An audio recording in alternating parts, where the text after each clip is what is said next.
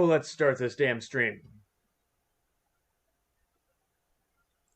Start the damn stream. Let's post the damn link.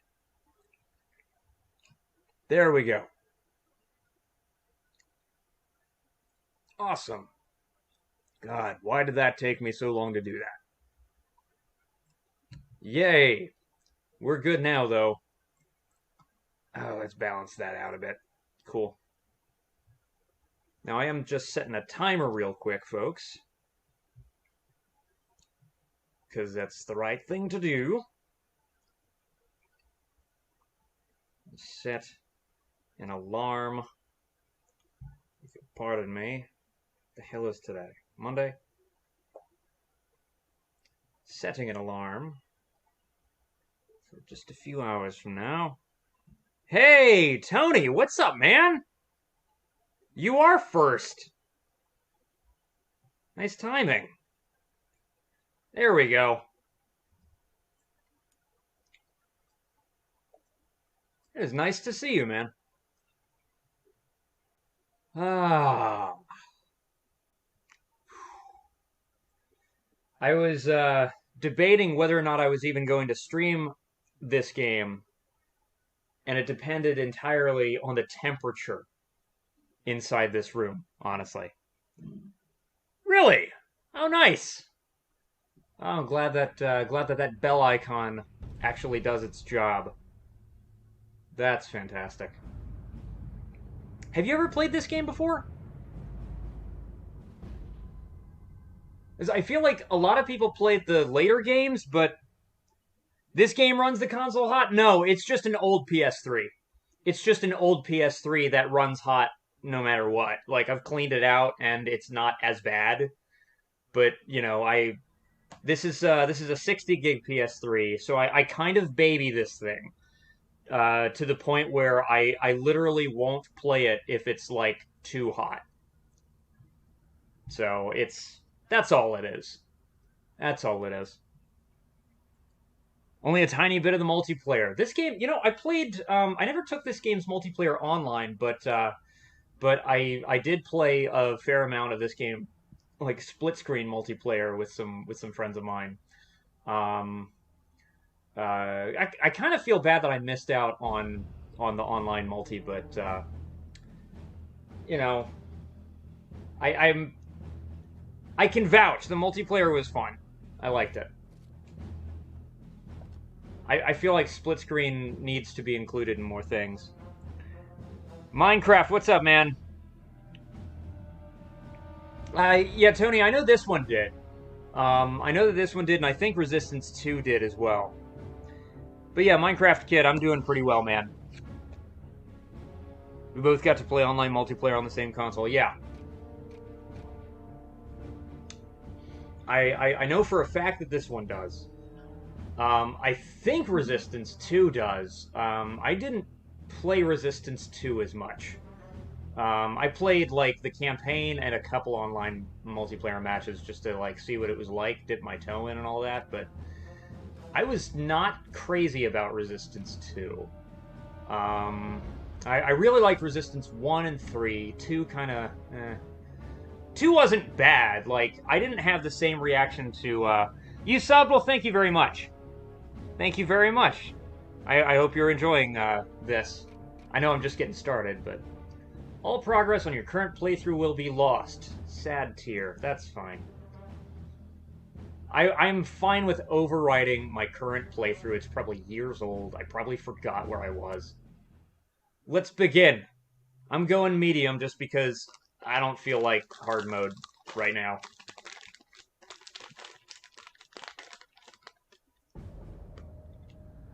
I just beat fucking Doom 64 on its hardest setting. I don't want to torture myself right now. I feel like I've earned a break. In the 1930s, reports of biological experiments began leaking into Russia. I always like the documentary presentation of this game series. So this is Resistance: Fall of Man. Had developed a weapon of unparalleled power. The truth was far worse. The Chimera stayed sealed. Minecraft Kid. This was a launch game for the PlayStation 3. I've had it for a long time.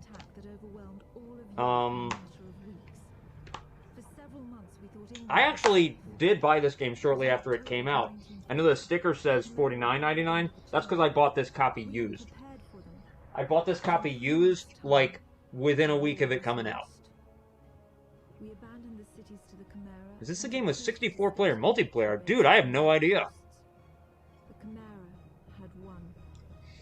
You know, this is one of several number one gamers. The other one being right here in the chat right now.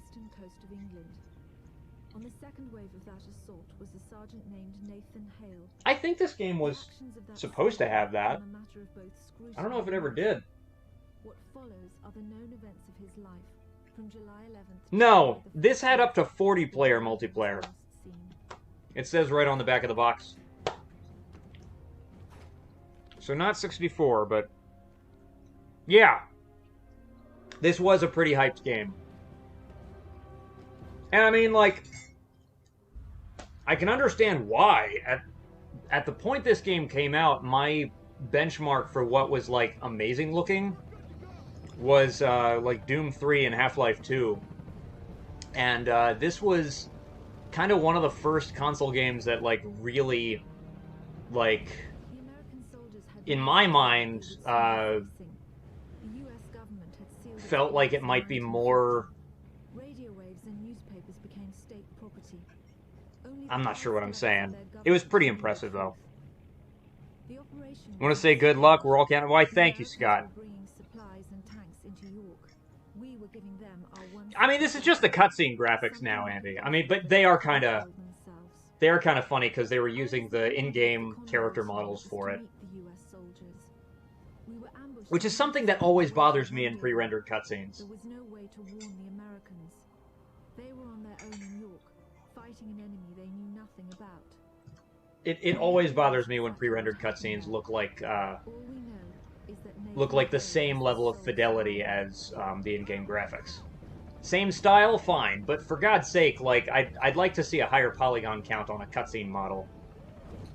But at least we're getting some fancy effects. The Gauntlet.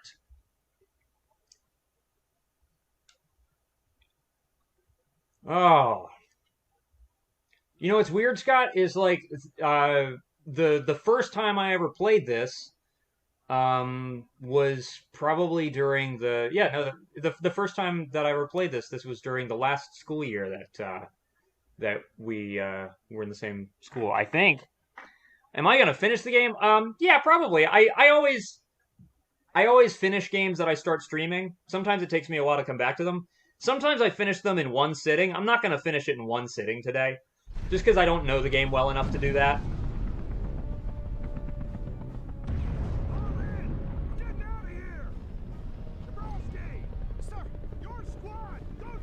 Alright.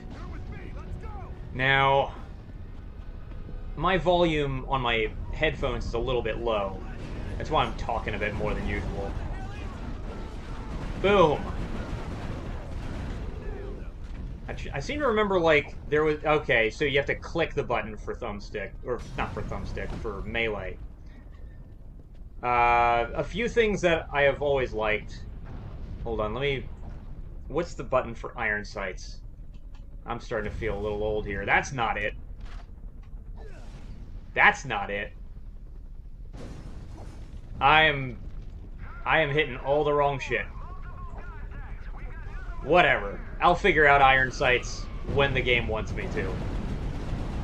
I was trying to shoot the hoses off. Cool, I've turned on a flashlight. I don't need that.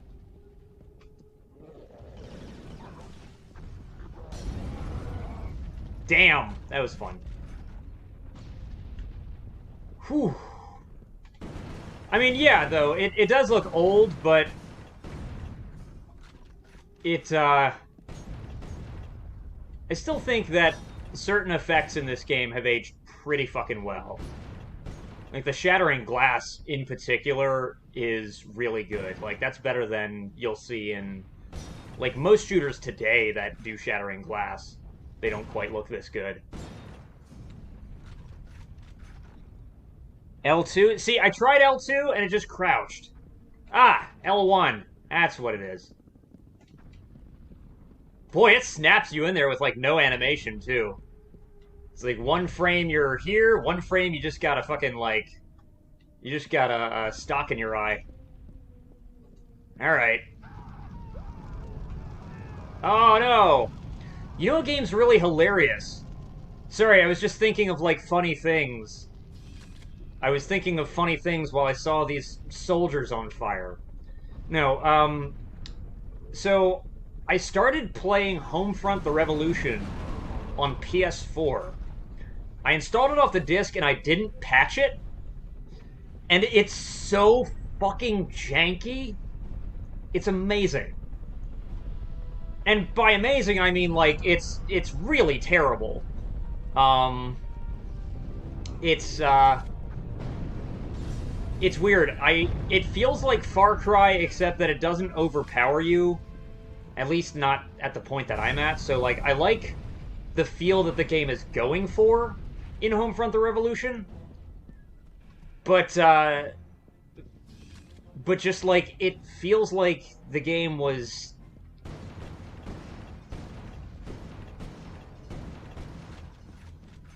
The game is very...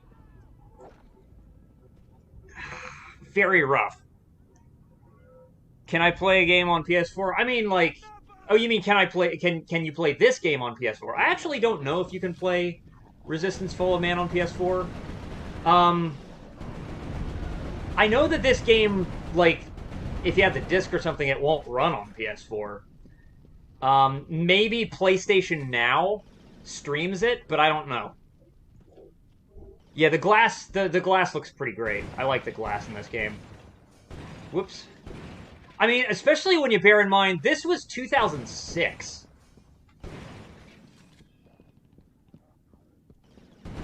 This was 2006, and this was a launch game. And even with things looking, like, flatter than they would in like, later PS3 games, it runs really well. This was frequently compared to Halo. But the thing is, I kind of feel like this game is more like a weird cross between Medal of Honor and Duke Nukem 3D. Like, it doesn't... Case in point, here's some weird weapons. Which is basically what I always think of when I think of Duke Nukem, is like it's crazy creative arsenal. How did I do that? That's what I want. No, this game kind of feels like it feels like the monsters are all the assault aliens from Duke 3D. And again, you've got weird, like, weapons that are useful in very specific situations. Ain't much in the way of shadows, but I'm not gonna complain. This game is old. Like Halo meets Wolfenstein? Yeah, a little bit. Halo just has a style that never ages. That's pretty true. Does this game allow multiplayer? This game allows split-screen multiplayer, but the online multiplayer was shut down, maybe like 7 years ago. Which, I wanted to mention, if you're looking into getting this game, there is one thing that you won't be able to experience anymore, and that is Rumble features. Because the patch that, or the way that this game does updates, because this was a launch PS3 game, and so they didn't really have a unified system for updates when this game came out. So updating this game was done through this game's own multiplayer servers. And when the PlayStation 3 finally got Rumble features, and the DualShock 3 was released, the patch that allowed you to download Rumble support for this game was not distributed through the PlayStation Network. It was distributed through Insomniac's multiplayer servers, which have been shut down for 7 years. So if you buy this game, even if you use a DualShock 3 controller, and even if you update it as much as you can, that last part of the sentence was redundant. You can't update this game. Yeah, the PS3 did not start with Rumble. Sony was in the middle of hashing out a lawsuit with Nintendo because when Sony made the PlayStation 2, they didn't pay Nintendo for use of their patent. So Nintendo's Rumble Pack feature, if I'm not mistaken, is actually the first controller Rumble Pack feature. And they own the patents for that.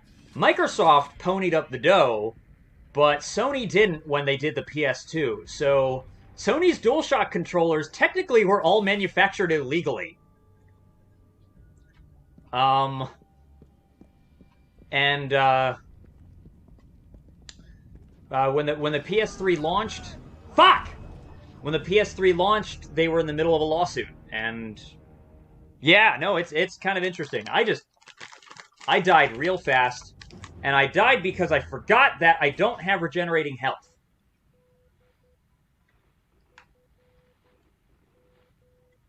Which is good. I prefer not regenerating health.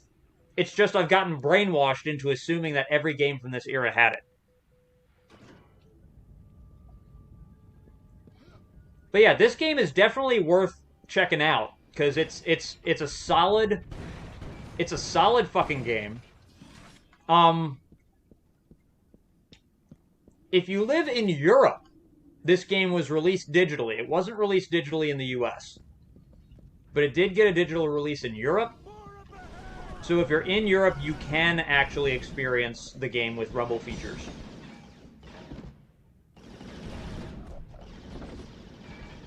Hey, does anybody here like The Fifth Element? Ah, fuck. Come on.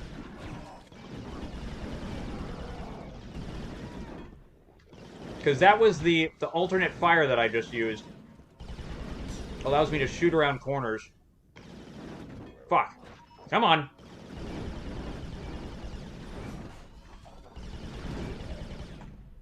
Awesome. I like this gun. This gun is cool. Lilu Dallas multipass. The Fifth Element is a movie. It's a sci-fi thriller. I was just bringing it up because there's a gun in Fifth Element that locks onto targets and fires around corners, and that's what this gun does. You can plant a tracker on an enemy, and then your bullets find their way around corners and hit them with it. It's pretty neat. I like how we're one level in and we're already getting to use like several different types of weapon here. Now, what the fuck is crouch? There we go. Ah, shit. Okay, it's grenade time. Die, please. There we go. The only downside to killing enemies from a distance is you don't get to see those sweet headshots. Whoop. Perfect. Damn. Oh, crap. I'm out of grenades. Or I'm out of grenade rounds, I should say. I have plenty of grenades. Okay, there goes one. There goes another. Boom! Cool. Sorry to say this, but what?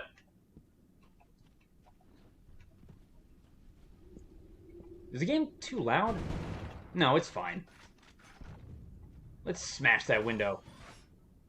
That's the wrong button. There we go. It looks like that was a room that goes... It's a room that goes nowhere! Holy shit! It's windows that serve no function. Maybe it's a storefront. Maybe they open up the windows in order to put merchandise in it and close it. You know, maybe that's the whole purpose. I'm just gonna say that's what it is, because nothing else makes sense. Well, except, you know, that it's just a brush. That makes sense. You Reggie?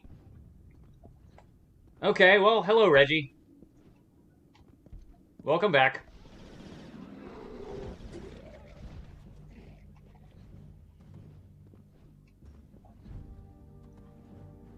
As long as you're on good behavior, you're allowed to be here.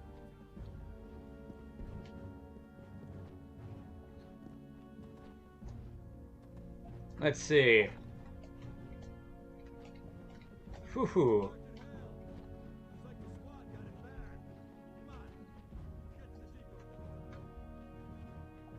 Oh, let's shoot those again.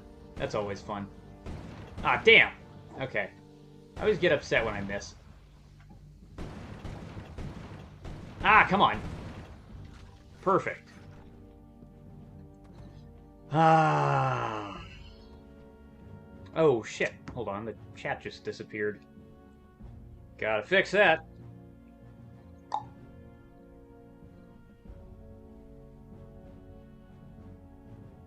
Oh! That's not right. There we go. Okay. Now let's see. Yeah, I got these two. I do think it's a little awkward that this particular gun, it's not the left or right triggers, it's R1 and R2 that alternates your weapons. Exactly. Mod wrench and you're strictly looking. Exactly, yes. Tony knows what's up. If he sees some sketchy shit, it's banhammer time.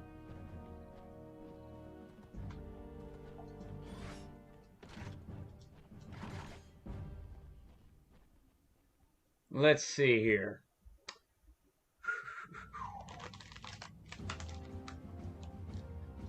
Captain, you seeing this? What the hell is that? This game was released in 2006.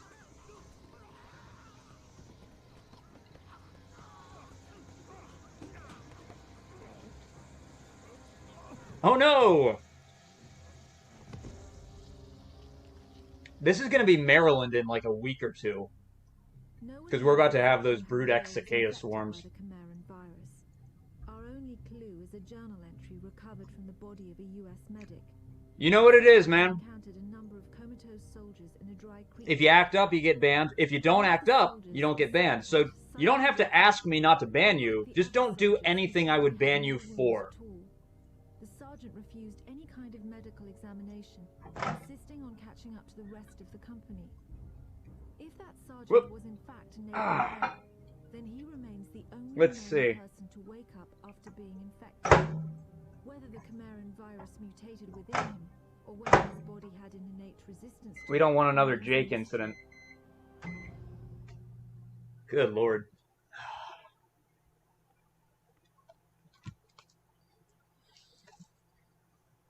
Here we go.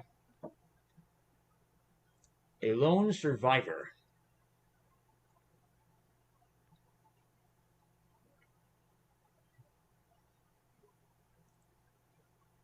All right, good. Glad to hear it. Glad to hear it.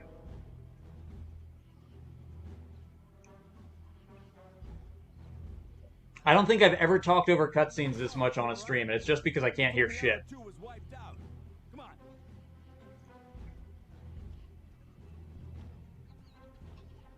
It's because I need to work out a better way of, like, separating the audio so that it's caught on this thing, but yet, you know, so I can hear it.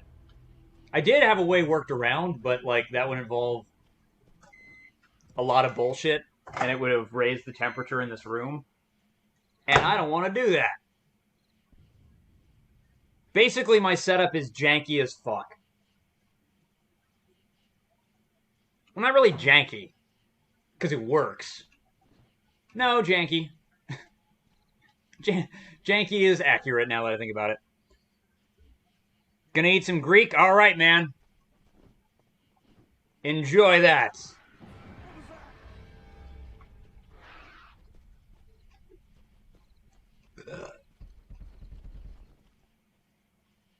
The game is kind of low volume. Oh, I could raise it a little more.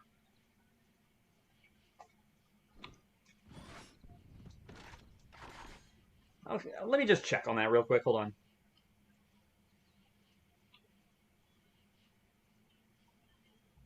Okay, let me just check on that real quick.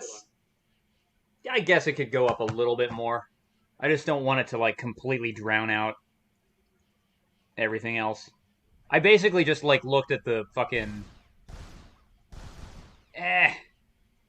Maybe another decibel. Maybe 2. That's fine, okay. I'll just leave it right there. Cool. I'm gonna need these. Oh yeah, this gun locks on. I forgot.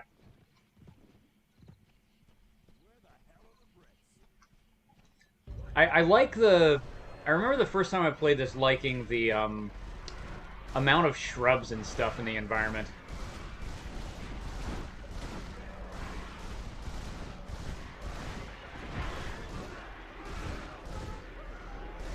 Like, this game looks great, but it's kind of low-key about it. Because, like, having this much dense foliage in a level was really impressive at the time. It was also really difficult to achieve having that much of it.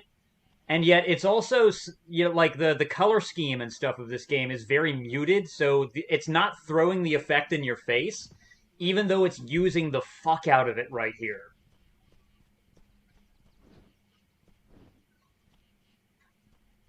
Like, I remember just a few years earlier playing games like Brothers in Arms, Road to Hill 30, or Earned in Blood that had, like, thick shrubs and stuff.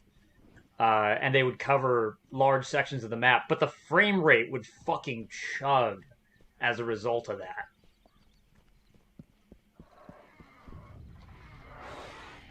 Whoa! It's not even a case of, like, a new effect or anything. It's just being on hardware that can handle doing that much of it.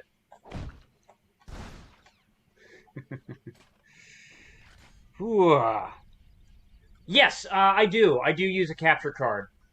In fact, this is funny. In order to do this right now and minimize lag, I am using... So I have a capture card that can record component, and that's what I'm doing. It will capture component output, but it does so with a lag, because it's an older card and I don't like it very much. So what I do is I capture component on that, but then I have it, the pass-through for that card puts out to HDMI, and that HDMI I just have captured on another capture card that is newer and doesn't lag. So I'm just, hey Trippy, what's up? So I'm just, it's a snake eating its own tail is what my setup is right now. Because it turns out both capture cards are connected to my computer. Theoretically, I could actually turn off one of my windows and show you the difference. I think I'll do that just for the hell of it. Laptop cam. Okay, let's change that to Roxio game capture. Yeah, let's see what that looks like. Yeah, okay. So right there, the motion, you can see how much lag there is. See? If you just compare the main window that I'm doing with the window where my face used to be, that is where my face is, that is the old capture card. The quality is fine. Lag isn't too bad. It's like a second. It's like a second, which is like enough for like reactions to be fucked up. Like Andy, you commented the other day, like seeing the flash of light on my face, like the flash of red on my face. The reason that syncs up so well is exactly because I'm not using my old capture card for capture. I'm just using it for pass-through. I could add a render delay, but that ends up putting more strain on my CPU. It would fix the problem, but it would create a new problem that would actually contribute to dropping frames on stream. And I know that from experience because I used to do that up until a few months ago when I kind of figured out what the deal was there. Okay, I'm changing back to my face. There we go. Yeah, like it's only like a second of lag, but when it comes to reactions, especially split-second reactions, it makes all the difference. The sound in this game is stressful? Really? I didn't even notice.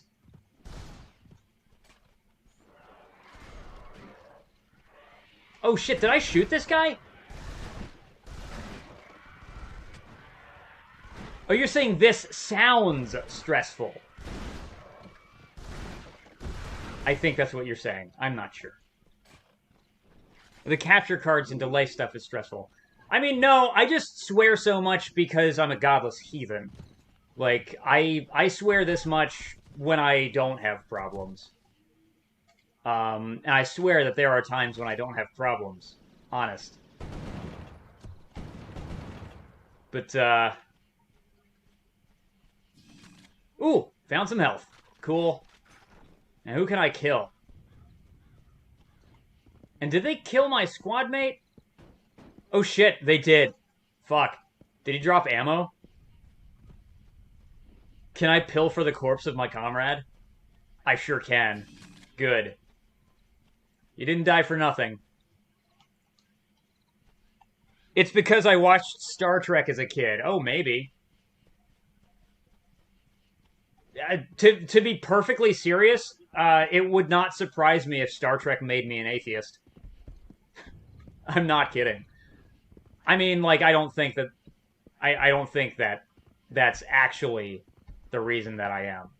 But I am saying that Star Trek definitely is one of those things that encourages people to question anything that they believe. Specifically religion.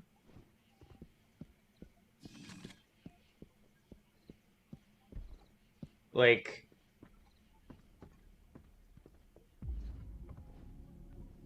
Star Trek is really not, it's really not compatible with religion. You're actually leaving now? Okay. Alright. Alright.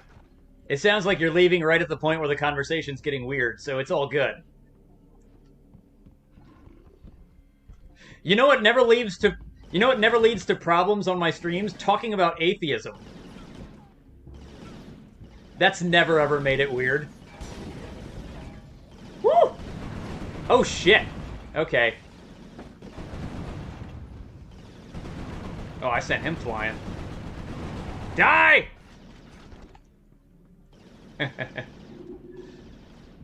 Okay. Ooh. Whoa, that dude just popped around the fucking corner. How fast do these guys move? You gotta be kidding me. Woo.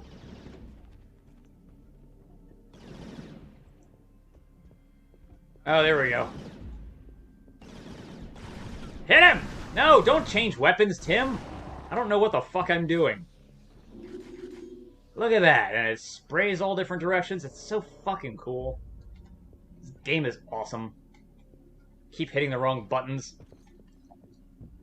Because I don't understand this game's control scheme, really. But it's cool. Ah.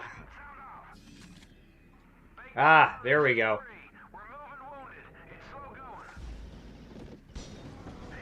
Alright, that's one down. Let's take another one down. There he goes.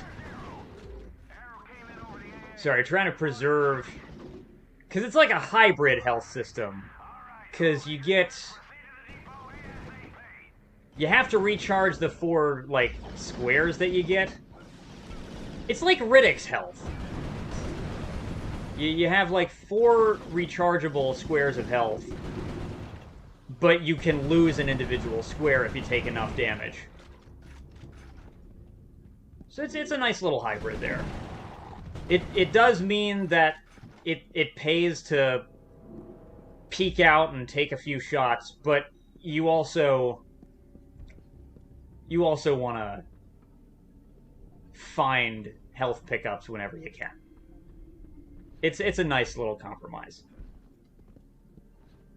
It's not as excruciatingly painful as the Riddick games make it look, though. They just, like, jam needles in your fucking neck. Although everything else that happens to you in this game looks like it hurts. Look left!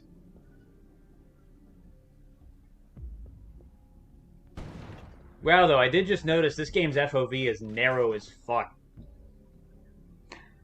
What kind of gun is that? This is an M5A2 carbine. I'm not sure that this gun actually existed in real life. I don't know. If Xbox Fanboy were here, he might be able to tell me. Because he tends to know a lot more about this stuff than I do. Ah, the shattering glass is so fucking good looking.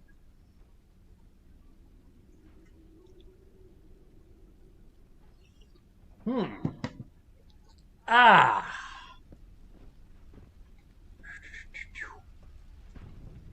That's where I'm going.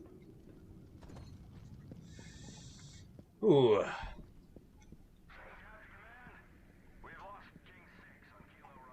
Hey, it's time to drive a tank. Very cool. This is the kind of shit I love. Great first-person shooters always have tank levels. I mean, not every great... Okay, maybe not always. Like, Doom doesn't have a tank level. But, like, GoldenEye does. Shadow Warrior does.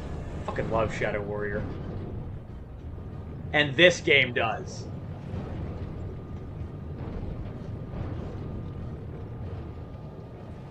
And this game's tank level is pretty great, too, because of just the amount of shit you can destroy. I think there's a tank level in Killzone 2 as well. I can't remember. I don't really like Killzone 2. Which is heresy to most PlayStation 3 owners, but, like, you know, specifically, I think Killzone 1 was better.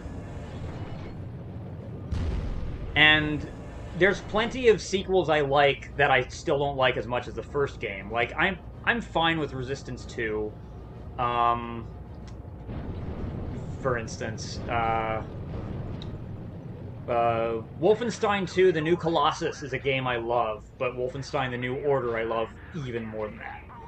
But Killzone 2 manages to, like, walk back all of the things that make Killzone 1 good. And that's what I don't like about it.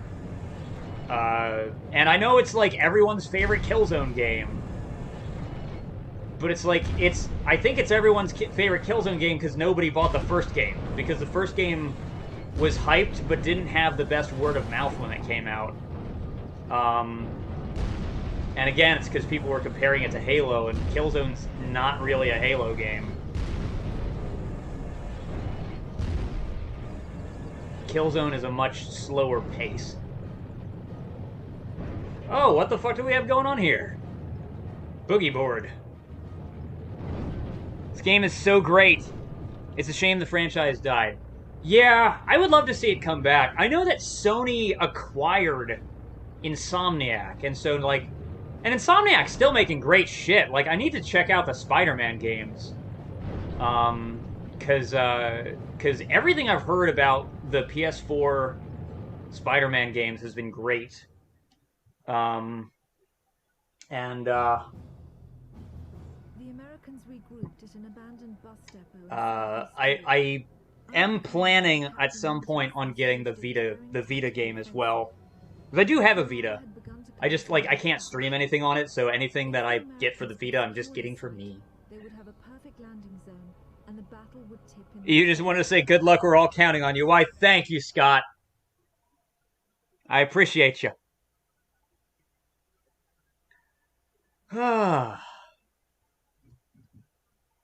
Welcome back, Matt Turkey. Welcome back, Scott.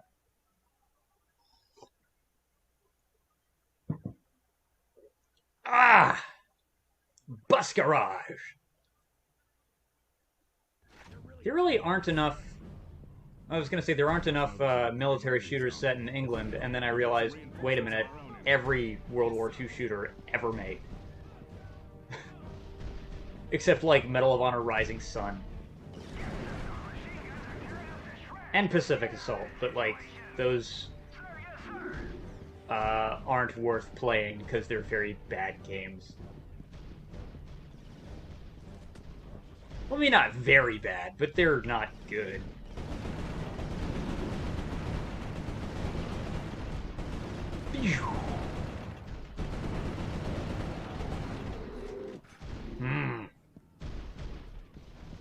Cool.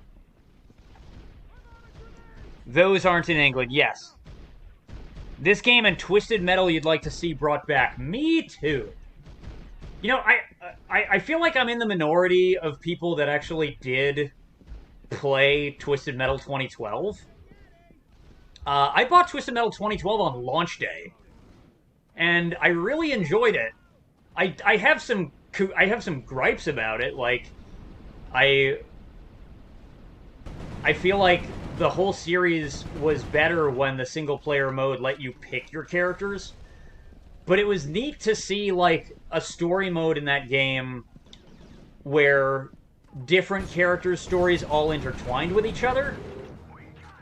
That was neat. It kind of made me feel like the story did in... This is a weird comparison, but the Transformers Cybertron games, like War for Cybertron and Fall of Cybertron, the complete story of those games you get if you play as both factions right after each other.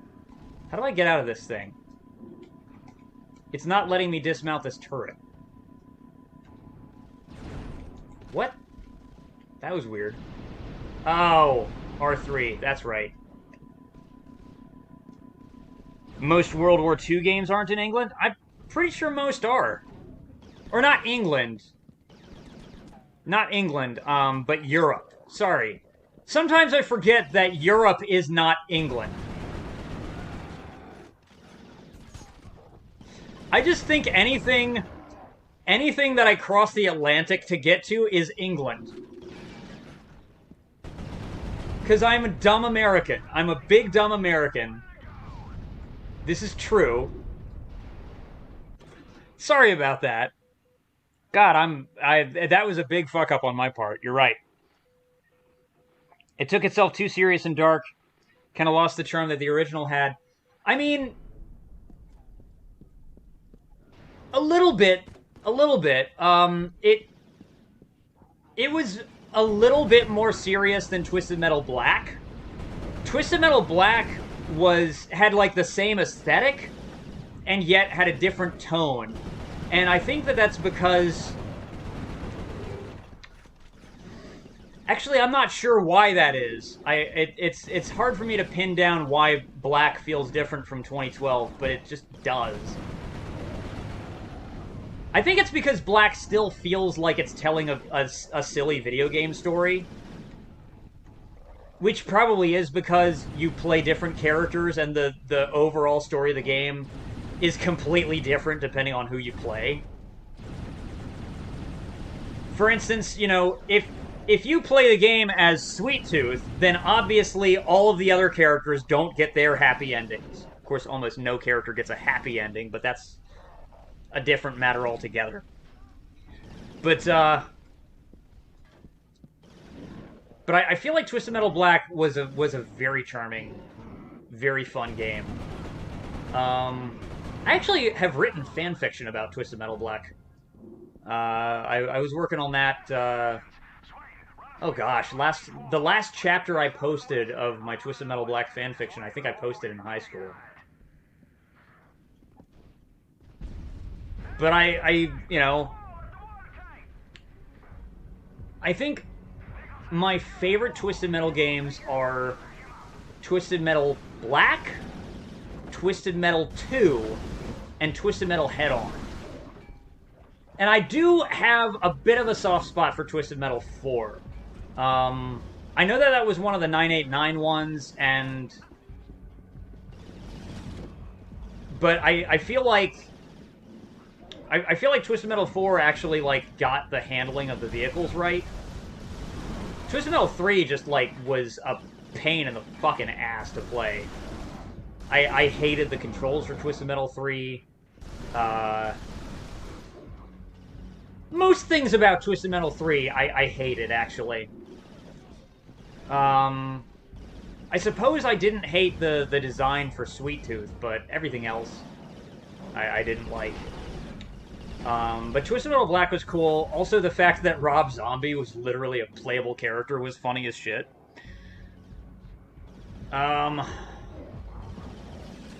It is sure taken me a while to get through this fight.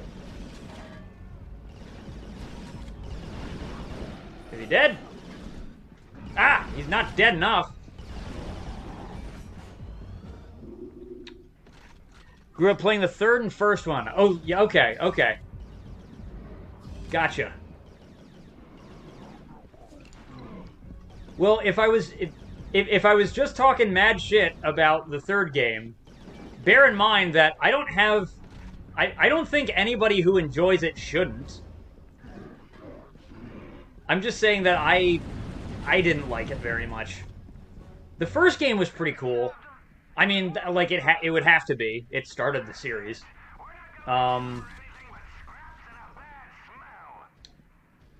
I kind of like that they were still figuring things out in the first game, so it definitely feels a little bit more wild than the rest. But, like, in terms of the sheer, like, breakneck, adrenaline-pumping pace of the games, Twisted Metal Black was my, Twisted Metal Black was my favorite. Right. What's weird is, like, so, if you ever get a chance to play Twisted Metal 2, compare the controls between Twisted Metal 2 and 3. Because if I had played Twisted Metal 2 and I was a designer at 989, I would have never, ever allowed the controls to deviate. At least not into what they became. Like, I don't understand... I understand it's a different developer, but why does the game handle like it does in 3, like, so uncomfortably, when you already have a game you can refer to? Like Twisted Metal 2 feels great. Okay, let's try again. Damn it! Get him! Okay. Yeah!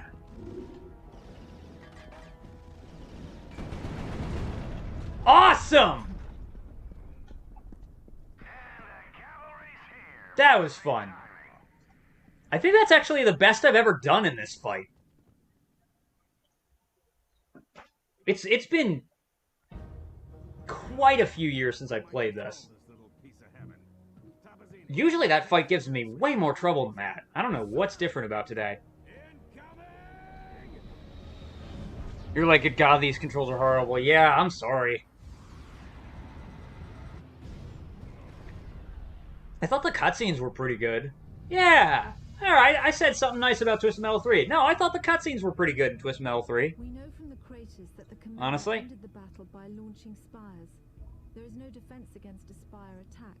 By the time you see them in the air, it's already too late. After impact, the spires release swarms of crawlers. Literally thousands of them can come from a single spire. Whole cities have been infected in minutes. After the crawlers have done their work, the Chimeras send in carriers to collect... Didn't grasp what a crappy control set was.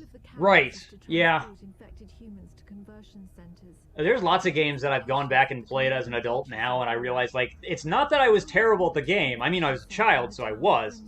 It's not that I was terrible at this game, it's that the game wasn't very good. That's happened a few times with me. But there's also things that I used to struggle with that I go back to now, and I'm just like, oh, I see. I was an idiot. And one of those games, actually, in a weird way, one of those games was Wolfenstein 3D. Because when I was a kid, I couldn't stand using the mouse. And even then, the mouse in Wolf 3D works very differently than it does, like, if you play a modern shooter. Like, regardless of the fact that you can't aim up or down, it's the fact that the mouse is used for aiming. Sorry, it's used for moving as much as it is for aiming, which was something I couldn't get the hang of as a kid, and I barely tried to get the hang of, like, when I was a teenager or most of my adult life. And then, like, I don't know, like, going through the game, like, literally on this channel, as I've been going through the game and getting more comfortable with, like, using the mouse for moving, I realized, like, that's the best way to play that game, is using the mouse for movement as much as possible. Because the mouse for movement is fucking fast and precise. It's just, like, you know, you gotta condition your hand. And some control schemes that, like, are hard to go back to, they're only hard to go back to because it's been so much time that's passed. Like GoldenEye, that's a game that a lot of people say is, like, that the controls have aged badly, but really, I think what it comes down to is it comes from a time where every game kind of felt a little different, so you had to learn each game. I actually don't think GoldenEye has a bad control scheme. I know that that's, like, a hot, like, common criticism now is of GoldenEye's control scheme. I think GoldenEye's control scheme is just fine. It doesn't work for modern shooters, but see, modern shooters are also all trying to feel like each other. Like, really, though, modern shooters are all going for the same control scheme. They're going for player familiarity. And the reason they're going for player familiarity across all of them, that looks like Vin Diesel. That just straight up looks like Vin Diesel. Aw. He loved his mother. Anyway, the reason they're all trying to go for, like, really, like, familiar feelings across all control schemes and shooters now is because it costs so much to make these games. Like, so much, that they can't really afford to suffer any bad initial word of mouth from gaming press. Got a big problem with gaming press. This game was and still is creepy, yes.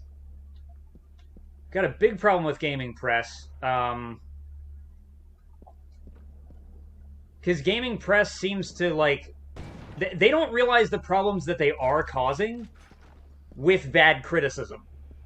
Because bad criticism is the reason why all shooters feel the same. It's not just the success of Call of Duty. It's that Call of Duty then became, like, what everyone's concept of what a first-person shooter should be. At least for a time it did. And now deviations from that are considered bad. Even while the baked-in criticisms of Call of Duty are all valid. Oh man, this guy's my buddy.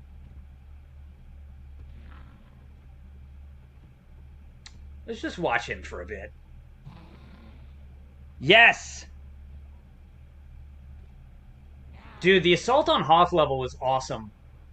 Like, the way that they did the snow speeders in Shadows of the Empire and in fucking Rogue Squadron were really excellent. Alright, let's put this guy out of his misery. Woo! Silly man.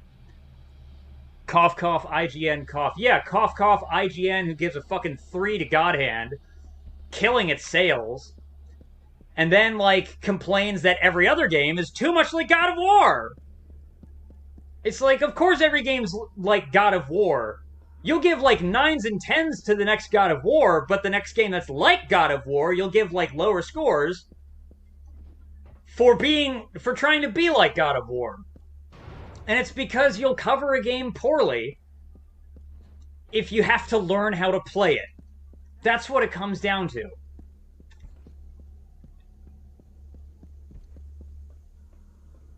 And that's why all these games control schemes run together now, is because you don't have to learn how to play a game anymore.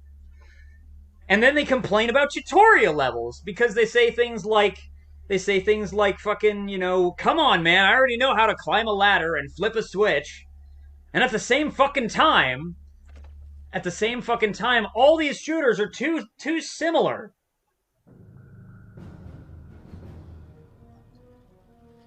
It's like the reason that you already know how to flip a switch and climb a ladder is because the controls like that have been the same for 20 fucking years, because you want every game to be Call of Duty and Halo.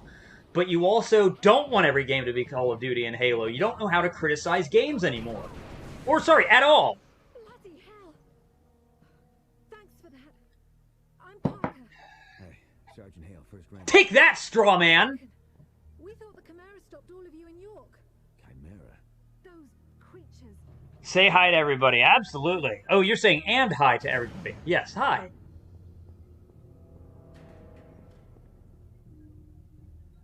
Oh, this is the part where we rescue the narrator, isn't it? Find your own way out. I'll be in touch. Frequency 77.6. It was strange enough that a lone American soldier was walking around a Chimeran conversion center. But it was his eyes that were most disturbing. They showed unmistakable Chimeran traits. It was subtle, but it was there. Whoever Nathan Hale was, he wasn't entirely human.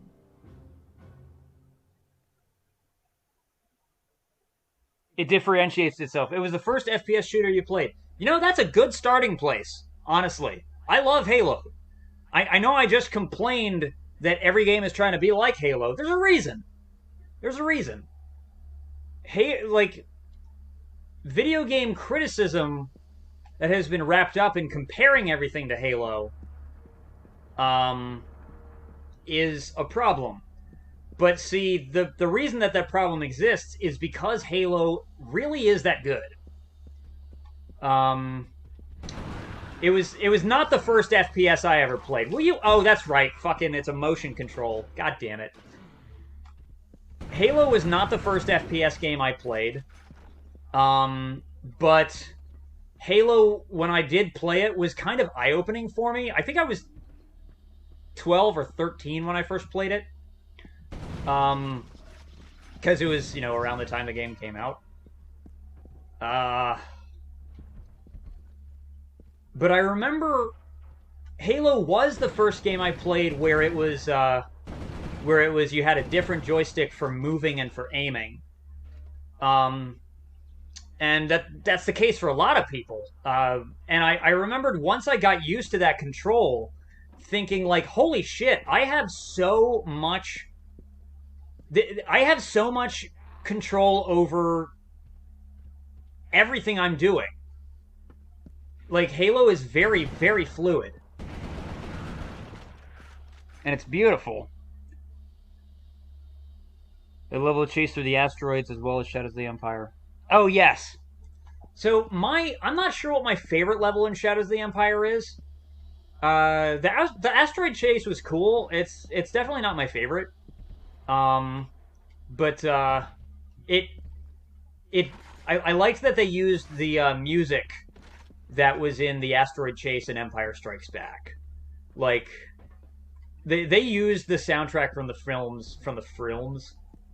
They used the soundtrack from the films brilliantly in that game. I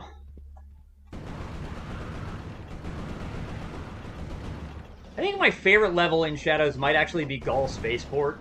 I know it's, like, really long, but I love using the jetpack. Okay, he's dead. Die. Okay, cool.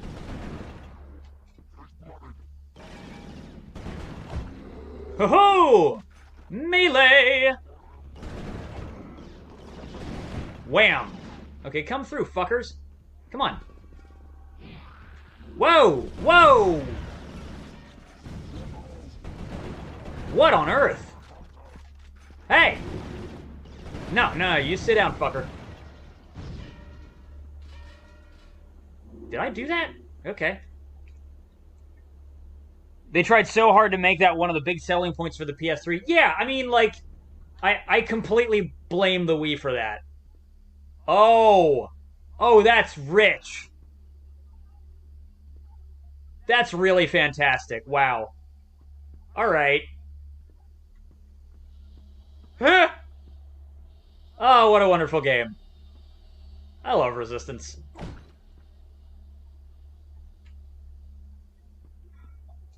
Oh, gosh. Wow, there's, like, a lot of persistent corpses. Weird, but awesome. I didn't expect that. They haven't vanished or anything yet.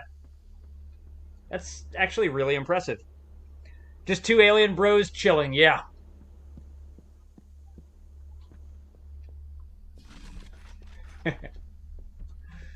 Oh, man.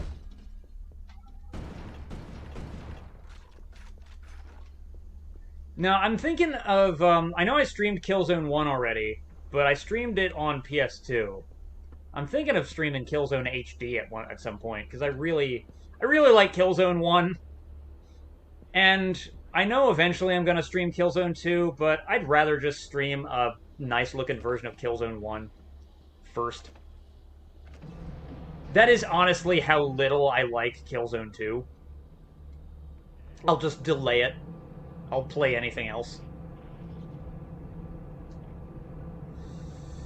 And the thing is, if Killzone 2 was the first one, I probably wouldn't hate it so much.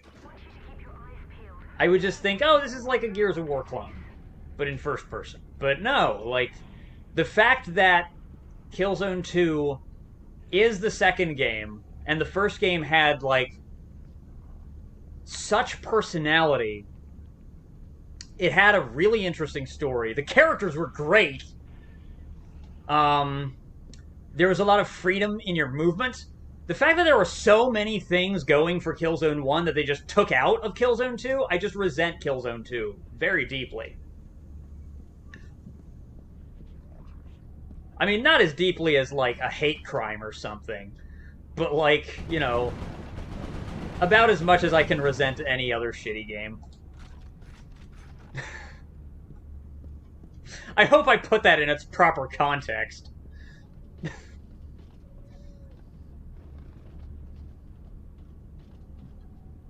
Like, on its own merits, Killzone 2 is not a shitty game. It's just the fact that it's Killzone 2 is what makes it shitty. Did I stream Jedi Knight yet? No, I haven't. I was thinking about doing that for May the 4th, but I decided to do Shadows of the Empire instead. I am at a dilemma with Jedi Knight. I was thinking about streaming it on hard mode without a HUD, but then when I actually sat down and did like a couple test recordings of that, I realized I was having no fun doing it that way. So I'm thinking I might either do it medium, but with no HUD, or I might do it hard mode, but with a HUD. But the point is, since I haven't decided yet, I'm not ready to stream the game. I'm leaning more towards going medium, but with a HUD. But we'll see.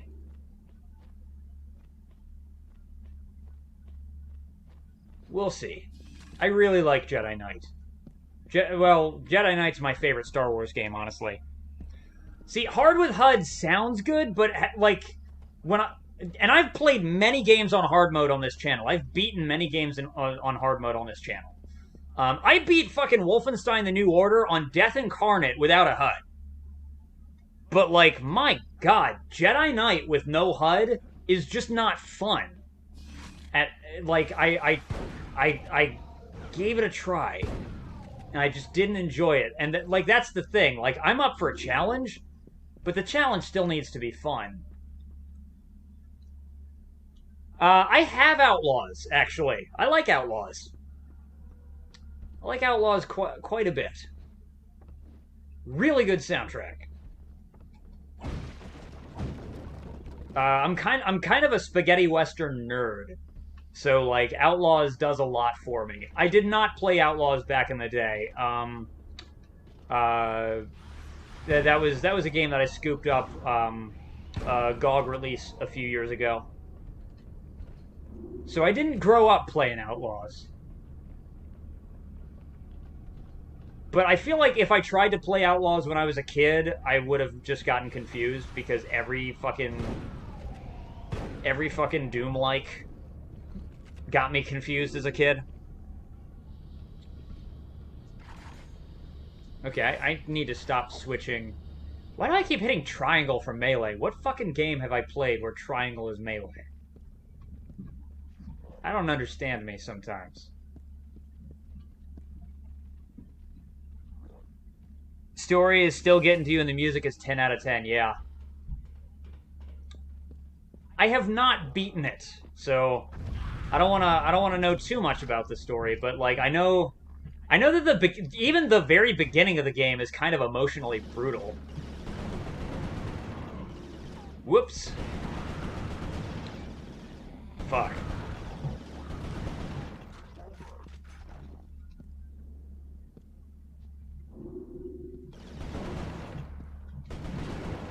There we go. There was another guy, wasn't there? Am I high? No. There he is. Look, I know I ask myself if I'm high a lot on stream. I'm never actually high. I don't know how much that matters to anybody. But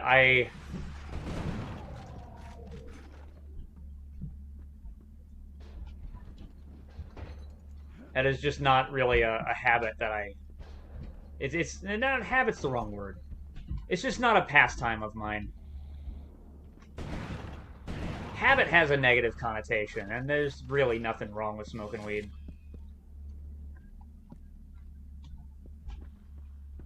Whoops. I was raised to think there was, because America is stupid. Get the fuck off me!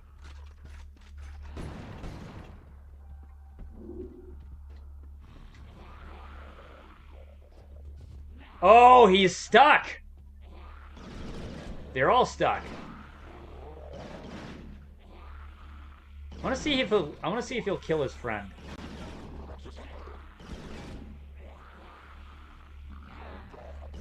Oh, fuck you. Damn.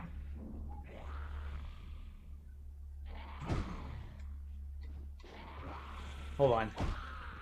Ah! Dude, I love how dumb they are. You can really fuck with the AI in this game. It's fantastic. Oh shit. I also really fuck with the ragdolls a lot. That's a little... Like, the amount of messing around with the ragdolls you can do is actually pretty surprising. Because I feel like the later Resistance games, they do something with the bodies. They disappear somehow. Sit down. Did he fall? Oh, for fuck's sake.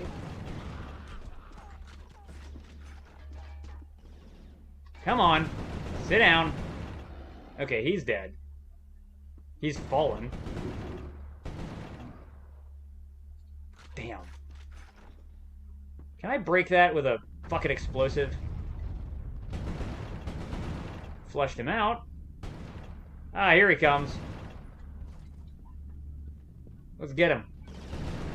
Yeah, fool. Get out of here. Okay, got that. Ooh, exploding things. Let me just make sure that this area is clear of bad guys. And then I'm ready to move. Can I climb this? I can. Good! Good, I like climbing. Come on now. Okay, I don't think I can go in there. And I'm now out of ammo. So, well, not out, but close to out. I think it's time to stick to this shotgun for a little bit.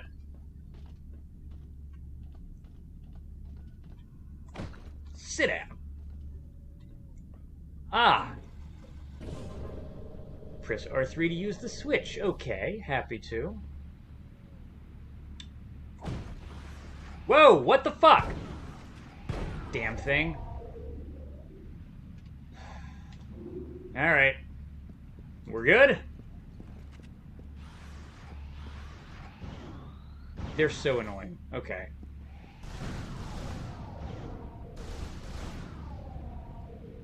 I don't like those. I don't like those at all. Too bad the 13 remake is a mess. Yeah, the original is really, really good.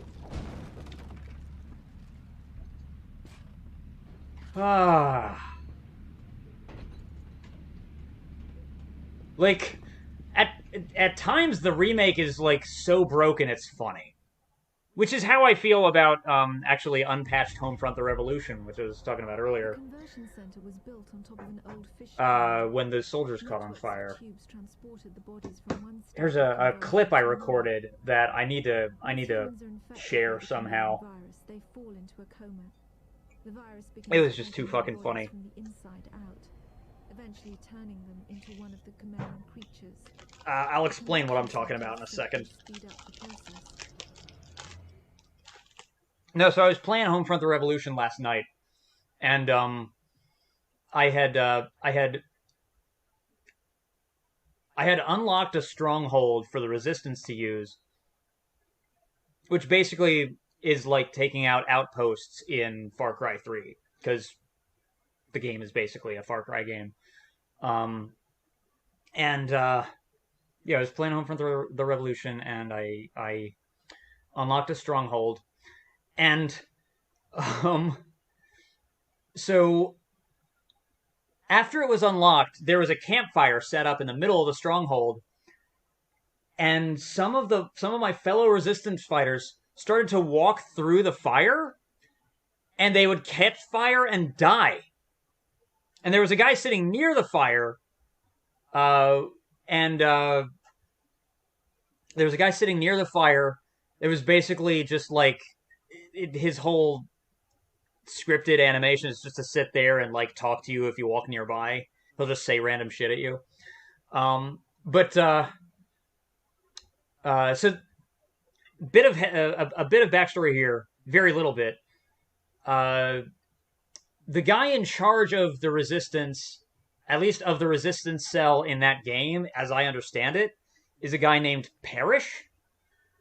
Or at least that's the guy that you take orders from, where I am in the game. This guy named Bill Parrish, I think. And, so these resistance members start walking through the fire, and they start dying, and then more of them spawn in, and they walk around, and they don't walk through the fire and die, and they start screaming and burning as they're dying. And there's no way to stop them from doing this. They're just NPCs walking around, walking through a tire fire and getting killed. And then, as I'm standing by this tire fire watching this happen, the NPC that's just sitting to the side then says to me, Bill Parrish is basically just taking whatever help he can get. And I was just like, oh, really? No shit. All he can find are morons? Well, that's what it looks like. It was kind of incredible. I saved that clip. I need to post it somewhere. Because I just kept fucking laughing. It was incredible.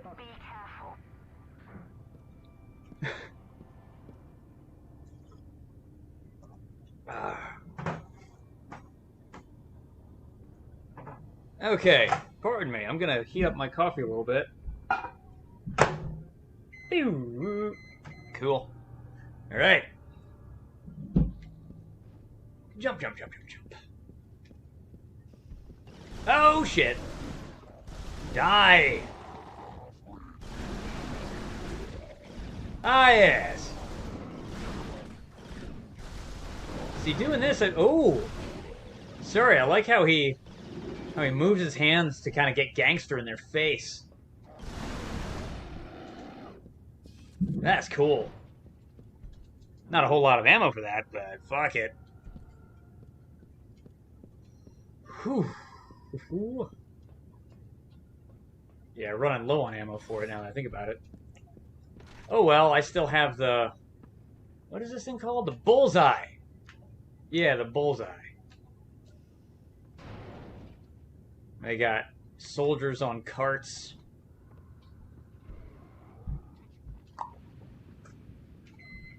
Why, thank you, microwave. It's exactly what I needed. More caffeine, and to teabag the floor, apparently. Let's go up.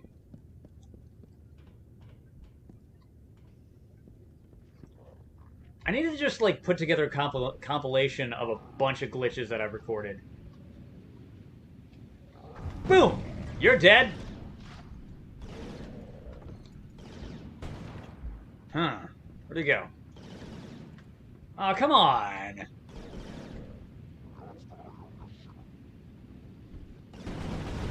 Yes! No! Yes! That was an emotional roller coaster. Okay, cool. Close the gap, give him a whap. Or give him a tap. Whap is starting to take on new meaning. Oh, that's nasty. Yo, for a second I thought that cocoon had a beard. What?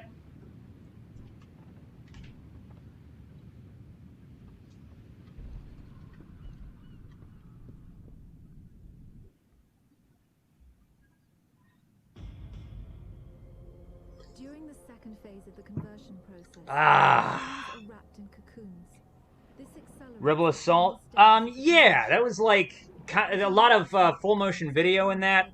I never played Rebel Assault 1, but I did play Rebel Assault 2. created by a separate strain. What we call hybrids. Long time ago. Resemble humans, have the shortest gestation period. The more beastly creatures take months. No, you're not annoying me at all, man. I love thinking about this shit.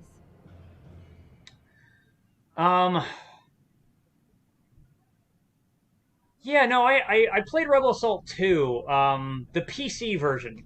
I know there was a PlayStation version, but I never played that version. I think there was a PlayStation version. No, I played that one a bit on computer. It's been a long time though, because I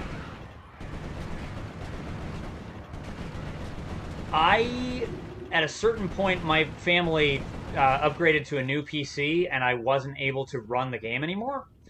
So I gave my copy to a friend of mine who was still able to run it on his computer.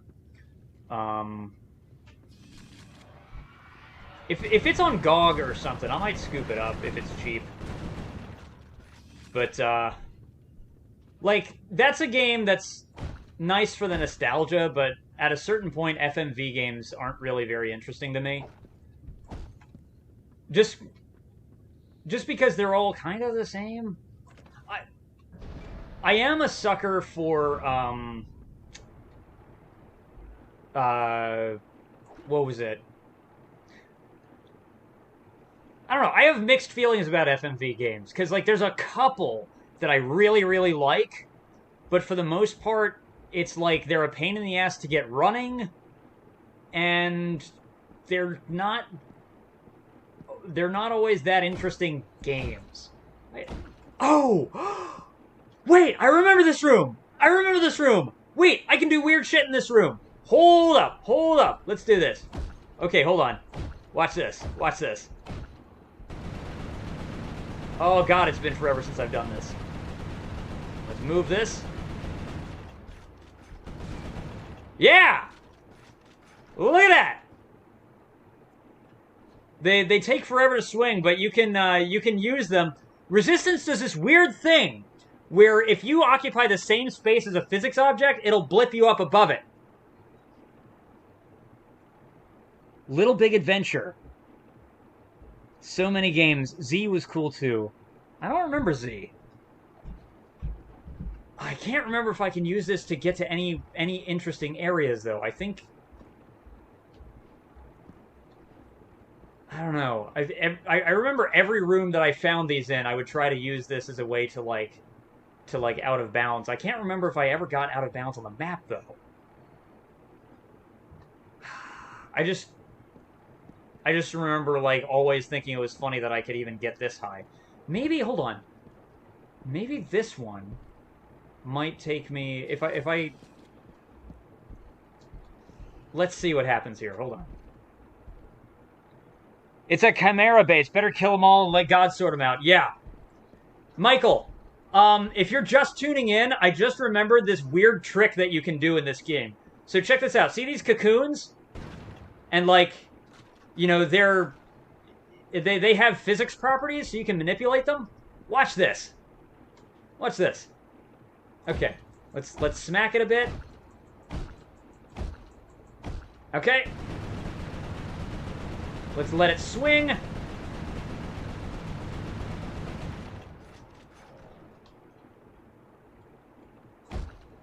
Oh, come on. Come on. Oh, it's not letting me uncrouch. Hold on. There we go. And boom! We have blipped above it. Had no idea this was possible. Nice. Lands of Lore. No. Oh, well, okay, wait. Lands of Lore, first-person CRPG, right? First-person combat RPG.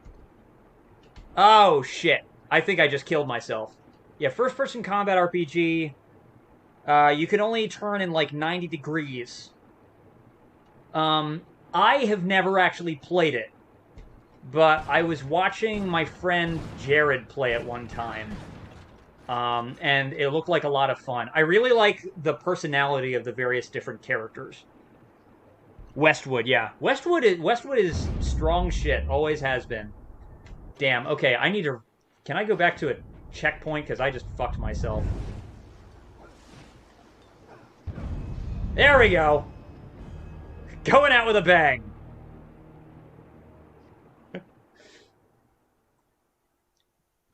So, Michael, that's actually... I'm kind of happy that this happened because...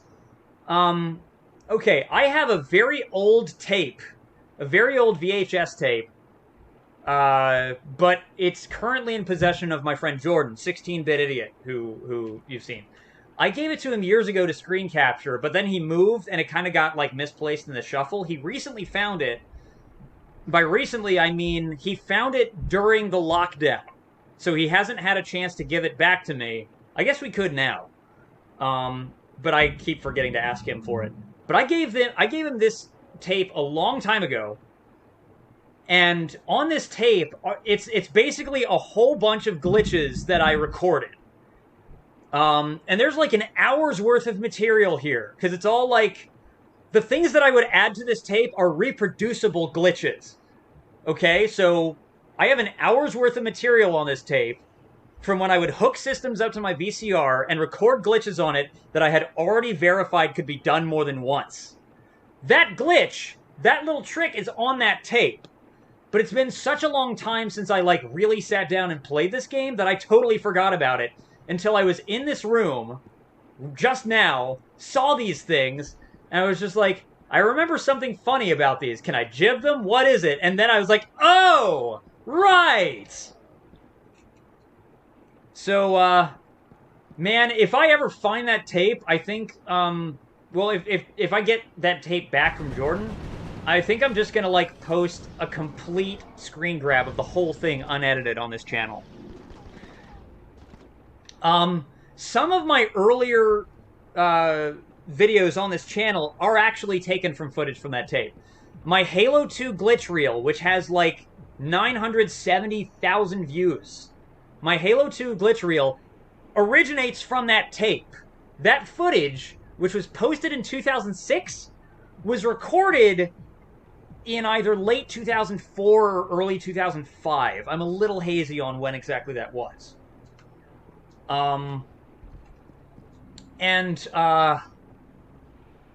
Also, the video of the, Legend of Zelda...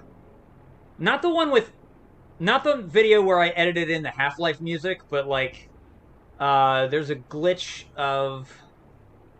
Or there's a video I have of, using the Song of Storms at a secret, underground area right by Hyrule Castle.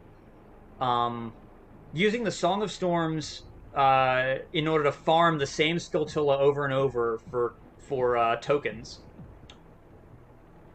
And then there's another video from that tape of Metal Gear Solid 2 glitches. So yeah, no, there's that tape has parts of it have seen the light of day. But like before YouTube, before my YouTube channel, like I'm almost about to say blew up. But before my YouTube channel got any amount of traction at all, that tape was basically a party trick. Like, I've been recording these glitches since before I even had a YouTube account. I would just bring that. It was like, I had these friends that I would hang out with. Remember Friends? No, when I would hang out with my friends, that was like this thing that I would sometimes bring around. Back in the days when you couldn't just pull up a video on your phone. Be like, hey, we're gonna hang out. I'm thinking of bringing the tape this time. I got some new stuff for it. Oh, wow, really? Let me see. You know? It's that kind of thing. Yeah, I can totally exploit this room looking at it. There's gotta be ways that I can get up there. How are you alive? Fuck you. Damn it.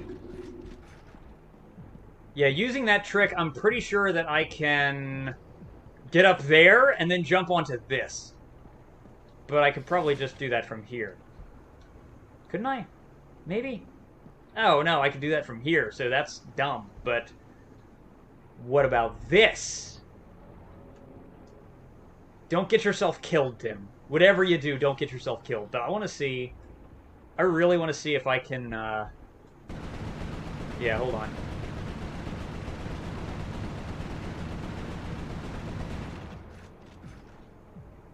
Let's swing back into my face here, and... Yeah, it didn't quite work. Hold on.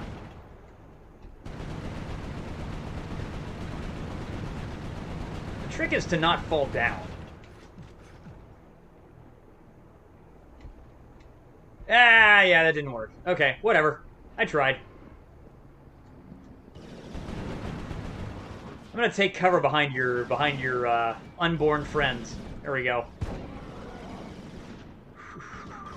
Bam! You suck. I love this game. Oh my gosh.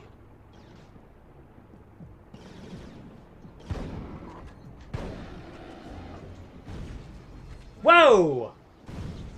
Oh shit. Okay. Yeah, that got a little crazy. Oh. Downloading this demo when you... Yes! I agree, this game fucking rules.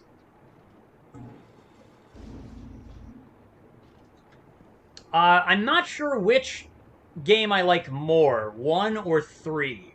I don't hate 2. Like, I don't have the same disdain for Resistance 2 that I have for Killzone 2, but, like... This game... is... so much damn fun. I always kind of felt like this game was not so much a Halo clone as it was like a strange hybrid of Medal of Honor and Duke Nukem 3D. That's kind of the vibe I always got from this. You know, just because of like the boots on the ground infantry commando thing, but also the fact that you get all these weird alien weapons, and that the Chimera themselves remind me of, like, the assault troopers from Duke Nukem 3D. Fuck!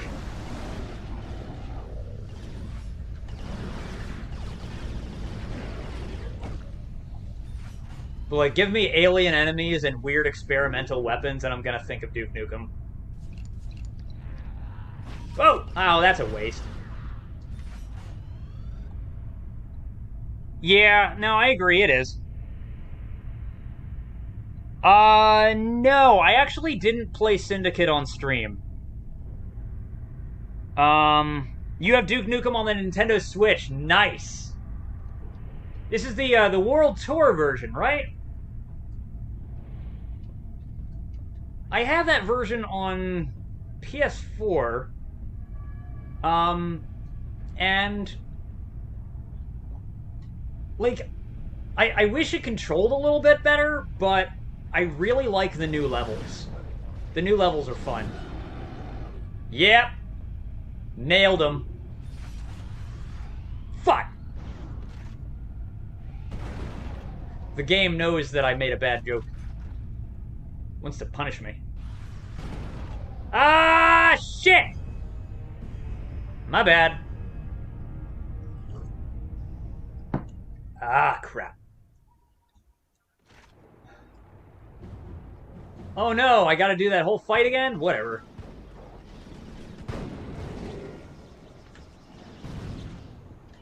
There are worse things to do than play more Resistance.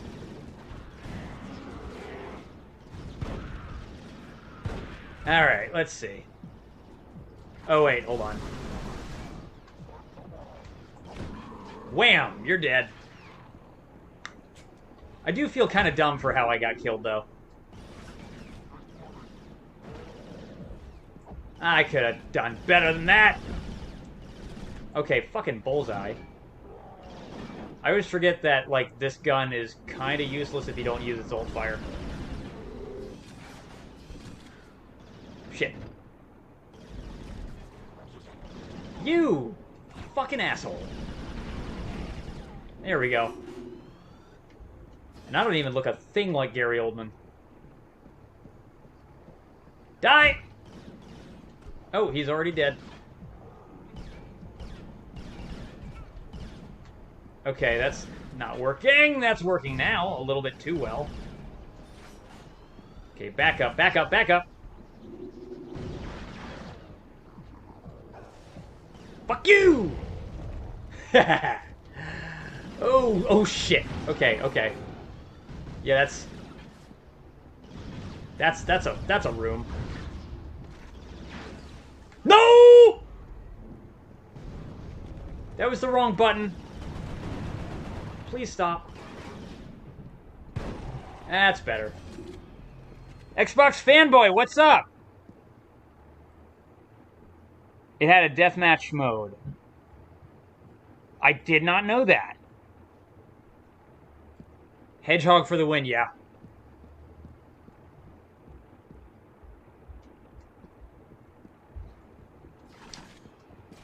Xbox fanboy, I was meaning to ask you. I mentioned you earlier because someone asked me what kind of gun this is. This is M5A2 carbine, whatever.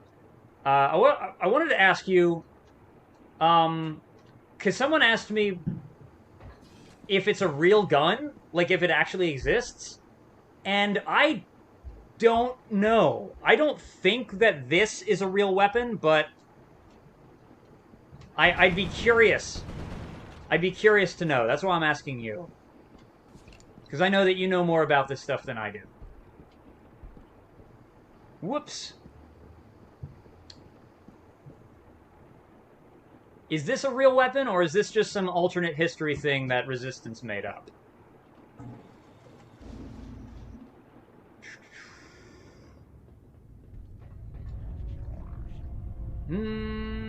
Die, please! It's an M14 with a grenade launcher and with a magazine. Oh, okay, so they just changed the name. Okay.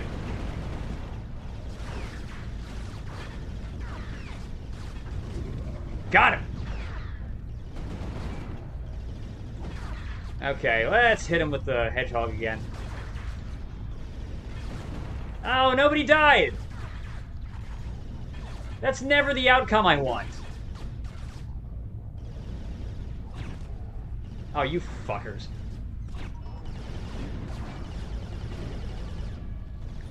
Is one of them dead? Yes, one of them is dead. But then there's that fucking other one. Oh, see, that went all the way over. Fuck.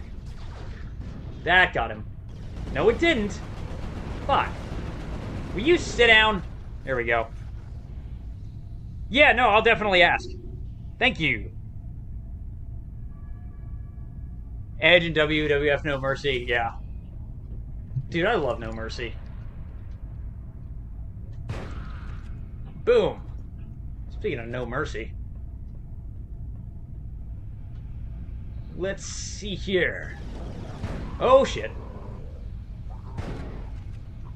The temperature in this room is rising. But I'm still not too worried about this thing. So, it's funny, I baby this system so much that I literally will not stream it on a, like, if it's hot in here.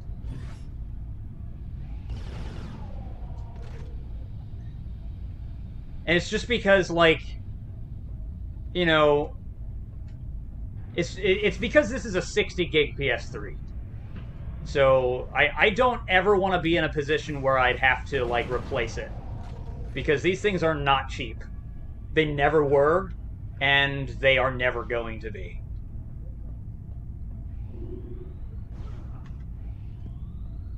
If I can just, like, flex my hardware for a minute.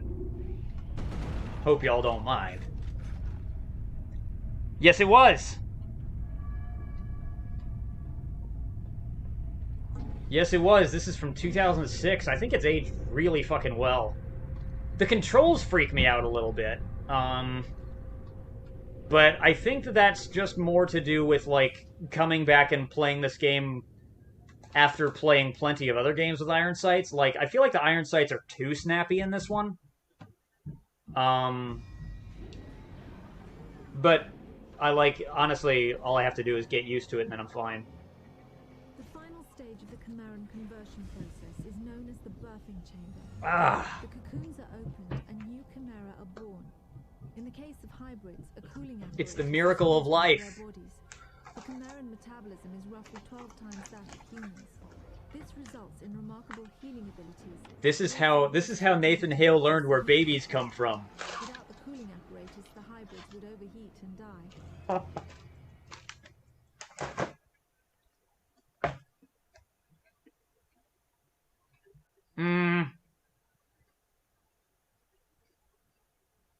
No.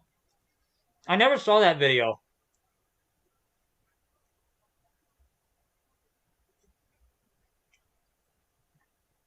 I never saw that video, but, I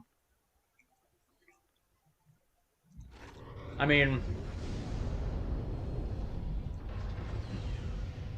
it sounds like he was wrong, because this game rules.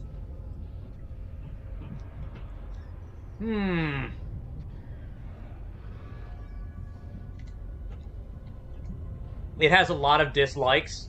That's understandable. I mean, like, I'm not gonna shame the man for having an opinion. It's just, like, it's just that I disagree with his opinions a lot. And,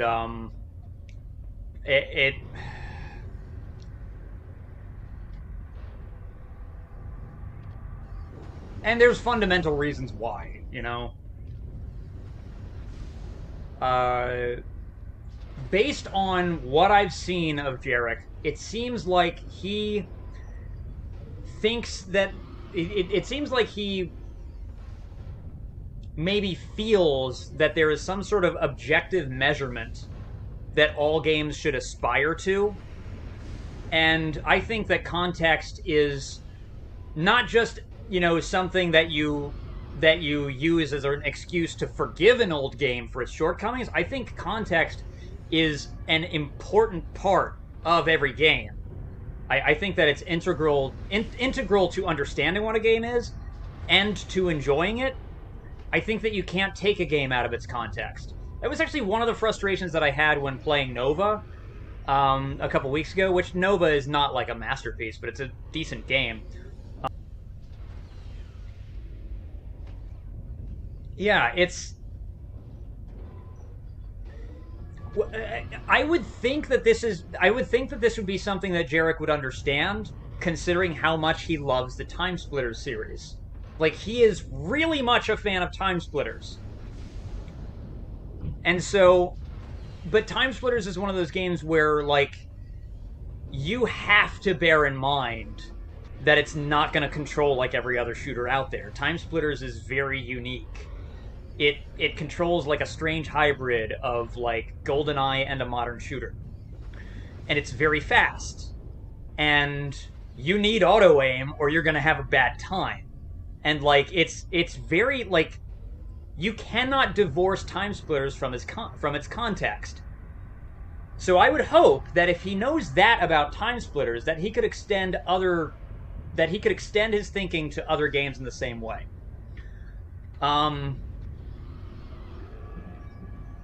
Again, like, I'm not trying to speak for him.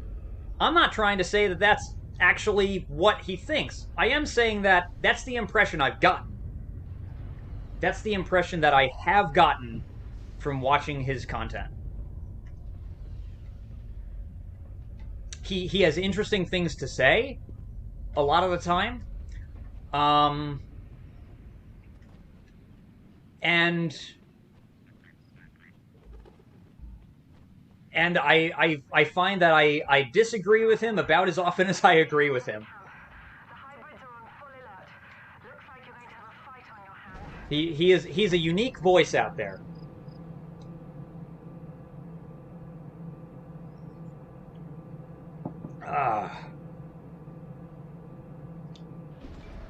Like I said, like I'm getting back to Cold Winter for a second.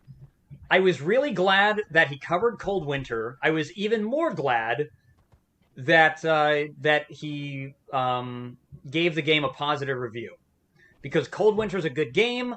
It's one that definitely was underexposed, and not enough people. I feel like the game deserves to have been played by more people, and when an influential voice like Jared says, "Oh, Max Payne 2, easily. Max Payne 2 is easily my favorite Max Payne game." Yeah, when an influential figure like Jarek brings attention to an older game, especially to one that's been historically underexposed, like Cold Winter, and when they say something really positive about it, then that means that game is going to get a renewed appreciation. One of the things that I disagree with him on, though, is the story. I mean, he didn't say that it was bad or anything, but he had a couple of really wrong impressions about it and about what it was going for. And, you know, I mean, like, I tuned into a minute or two of his stream when he was streaming the game. And the thing is that he talks during all the cutscenes. Kind of like I'm doing in this game today, but that's just because I played this game before and I know this game's story. But he talked constantly during the game's cutscenes. In my opinion, that makes him unqualified to even comment on the game's story. Your favorite is Max Payne 3? Hey, Max Payne 3 is a great game. Max Payne 3 is a great game. I feel like, here's the thing, my favorite is 2, but if someone's only going to play one Max Payne game, it should be either 1 or 3. Sorry, 1 or 3.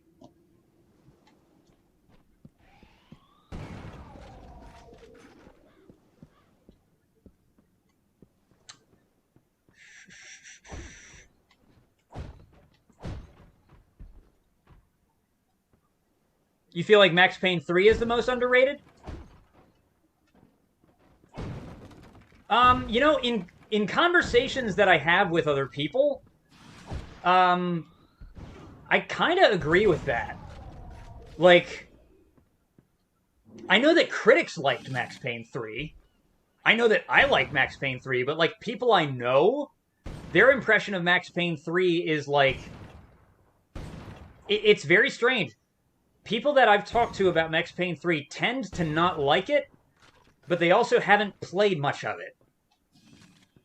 I think the problem was Max Payne 3's marketing gave people a very different impression of what the game was. But that, you know, this comes to another thing, is that, like, the marketing was emphasizing what was different about Max Payne 3. And when you play Max Payne 3, it's actually really similar to the games that came before it. Like, I mean, it's got that Man on Fire cinematic vibe. It doesn't feel like, it isn't trying to go for a graphic novel feeling anymore. But, it's still, like, the character feels, the character feels like he should. It's very much a hard-boiled detective story. It's mature in the ways that, like, a mature... It's mature in the way that, like... Not like it's full of drugs and violence and sex, but, like... Whoa, shit! It's... What I mean is, it's mature in a way that, like... You get more out of the story the more you've seen in life. It's very introspective. It makes you question, because the character himself questions his place in that world. Oh God, no!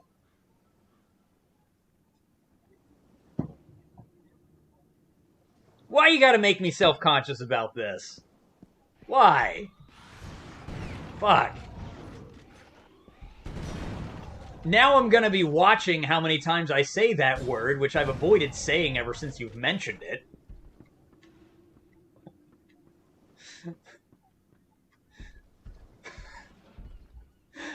I'm gonna be holding in all of my butts. I'm gonna be anal retentive about my butts.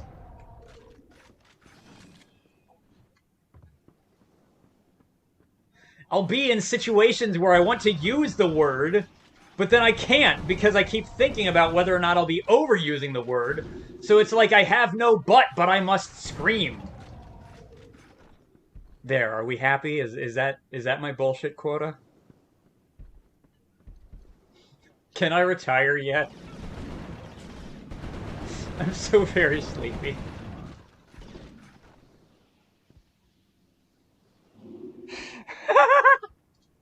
But that's all people take out of context. Oh God. Oh no. Oh, that would be a terrible feeling. Shit. I must pass gas, but have no ass.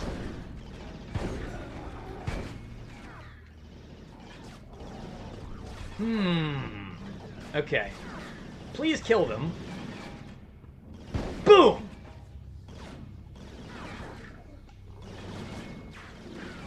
Fart through your mouth? I mean, like, with... I don't fart through my mouth, but I do talk a lot of shit. Fuck! Okay, if I die, I'll be angry. And dead. You piece of fucking shit! I'm gonna get flanked and die? Wait a minute. Please don't kill me. Did that... Yes! Okay! That was a good use of a hog. Fuck you! Sit down! I have so little ammo left for this thing now. That was not efficient use.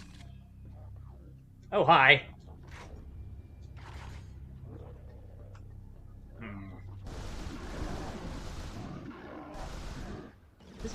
These handguns aren't bad at long range, honestly. I did finish Alone in the Dark.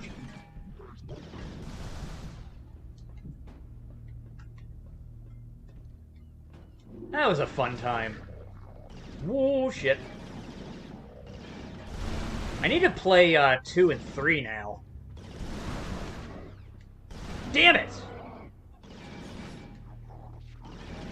I haven't gotten back to it because I like shooty bang bang games and I'm an idiot. I'll get to it eventually.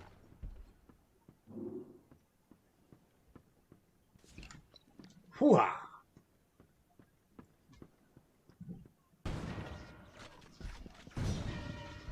That's right, if I shoot the bottom one, it causes the top ones to, like, fly out. That's cool. Oh, you shooty shooty bang bang, shooty bang bang, I love you. That's as much as I'm gonna attempt. So I didn't mentally prepare to launch into, like, a song. Here we go.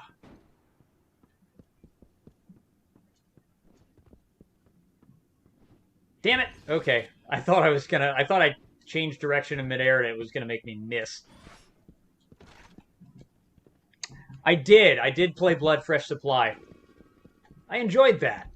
Ooh, hey, so on my EPC, which like the computer that I played Dark Forces on when I streamed that, because I was trying to avoid using DOSBox, I got Blood working on that thing. So I can play Blood straight off the old executable with, you know, with hardware support for the sound and music, without DOSBox emulation and without a source port. So I'm happy with that. I am running version 1 of Blood off of hardware that talks to it. The only thing is that since I don't have like the CD or anything, I am not able to play the cutscenes. But that's fine with me because I've seen the cutscenes before. And I am concerned first and foremost with just playing the levels. But yes, I have played all of the content in Blood Fresh Supply.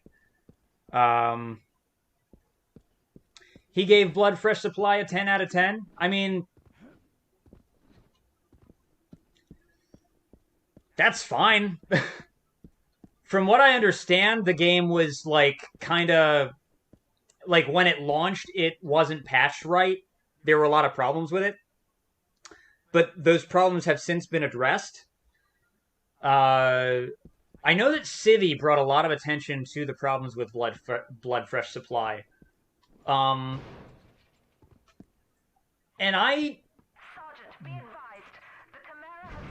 being new to Blood, I feel like there were a lot of problems with Blood Fresh Supply that like I just wouldn't have been aware of, and probably wouldn't have bothered me if I weren't already familiar with the game. You know? I did play, I bought 1 unit Whole Blood off of Steam years ago. So I did have some prior experience of Blood, but also, like, not that much. Yeah, they did patch the fuck out of it. That's true, I don't get the Love You to Death video. I don't get that.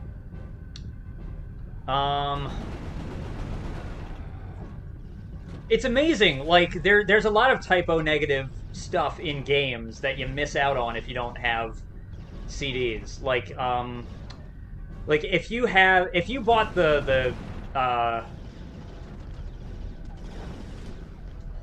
if you bought the mail order versions of Descent after the shareware levels, so if you have Descent 1 like installed from discs, then you don't get the music that Typo Negative did for the PlayStation version. Whoops. Of course, there's a lot of things that you don't get in the PC version of Descent. Like, you don't get those neat FMV end-level cutscenes. Which, it turns out, they don't recycle the cutscenes. That's, like, something I didn't expect. And I didn't notice it until I had put a lot of time into the PlayStation version of Descent. But, like, I thought that they were just reusing the same fly-out clip.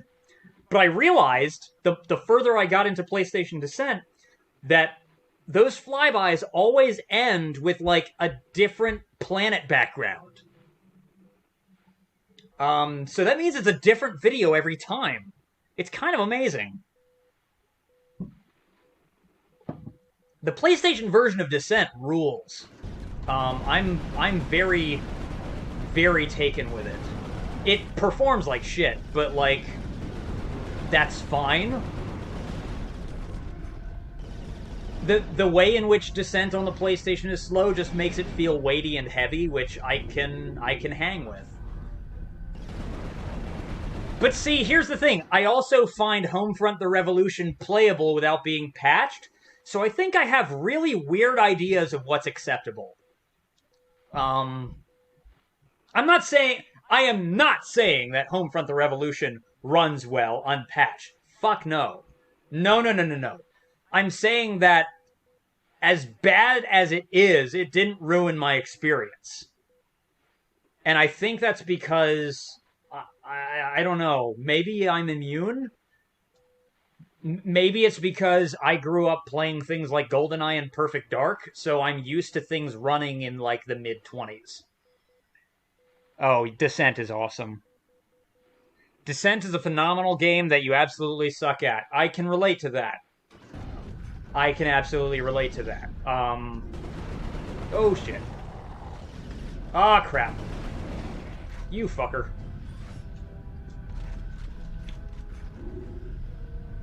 I feel like I'm not switching weapons enough.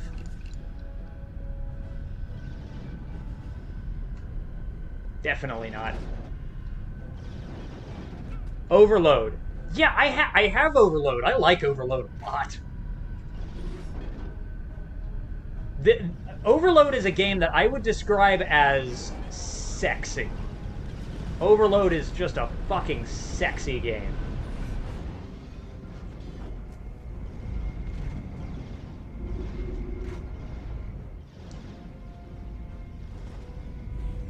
Just Descent with, like, sparkly, awesome-looking explosions. Like... Okay. Overload made me have to reevaluate how I described the game Aquanox. I don't know if anyone here... Michael probably has played Aquanox.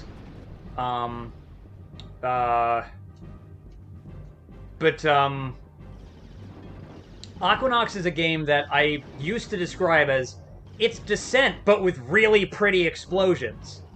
But see, now Overload must claim that description.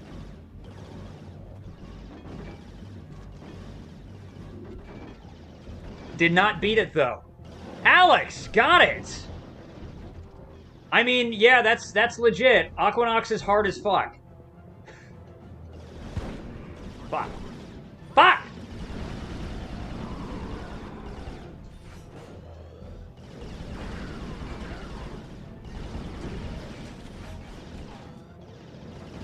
Damn it.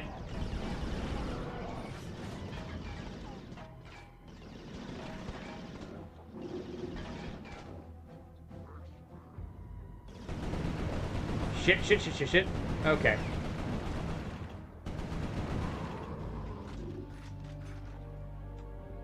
It's cheap on Steam sales. Pretty old at this point. Yeah. Okay, okay. It's pretty good. I need to scoop it up. That is a game that I did own at one point. But it's the same story with Rebel Assault, where, like, I gave it to a friend because I couldn't run it anymore. Fuck. Damn it!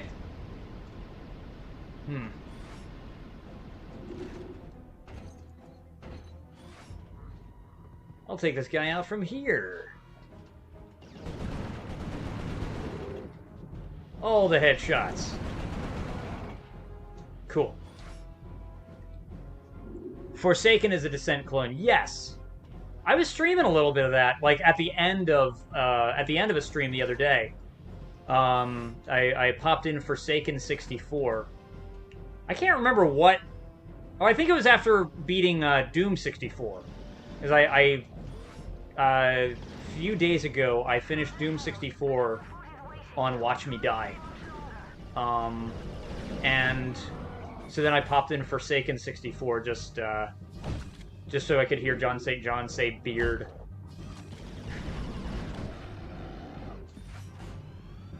That is, Forsaken's a pretty good game. My quibble with Forsaken is that the lack of a map makes the game really difficult to progress in. But it handles beautifully. $8 right now. They're older games like early 2000s. Yep.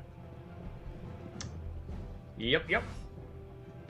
Where is my shotgun? Oh, I'm out of ammo for it. Oh, I didn't know I could fire 2 barrels at once. I should read text more often. That's why I didn't know that the last time I played this game, myself, I was playing, I didn't have an HD TV. So a lot of text in this game was, like, squished.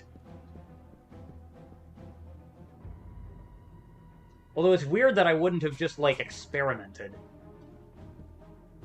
I wonder if it's the same animation, though. That would explain why I didn't know.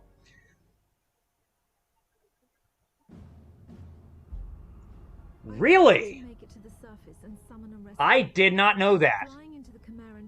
I'm gonna have to check that out. Although I'm probably gonna wait until after I finish Overload, which means I'm gonna restart Overload, I think. We flew directly to Manchester. Soldiers had been trying to recover the convoy ever since my squad was ambushed. They knew what was in it. They knew it was our last hope for defeating the Chimera. I wanted to take Hale. Oh shit, are we about to get to the Manchester Cathedral level? Maybe he could sense I was suspicious of him. I can't wait to piss off the Church of England. Before I could say a word.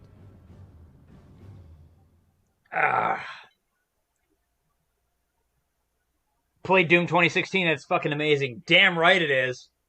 I love Doom 2016.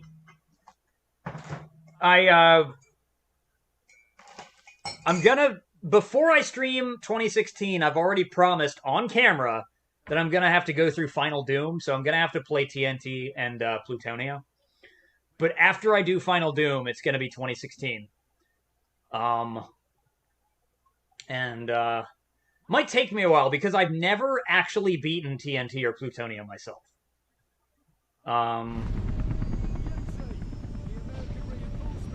The animations of it, yeah, they're good, aren't they?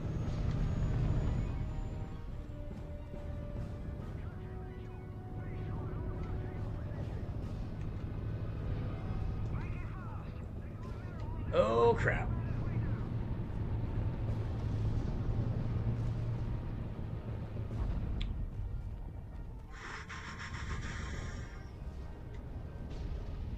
Where the hell am I going?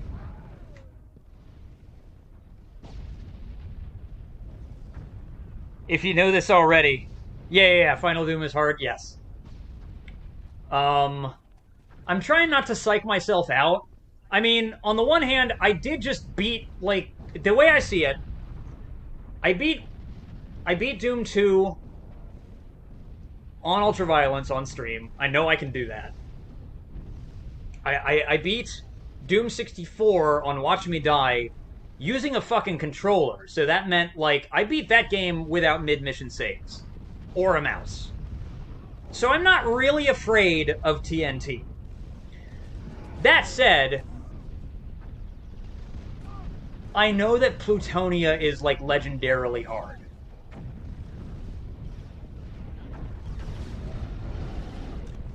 So I am expecting a rough time. Oh, shit, new enemy types. Okay. Let's go. Damn it, I got hit. Oh, so did this guy.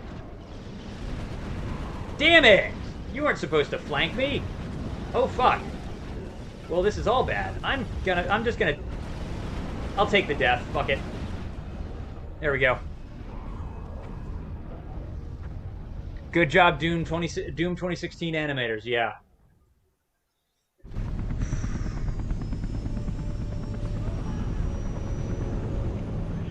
Falxor, yes! I'm glad you could too. It's always nice having you here.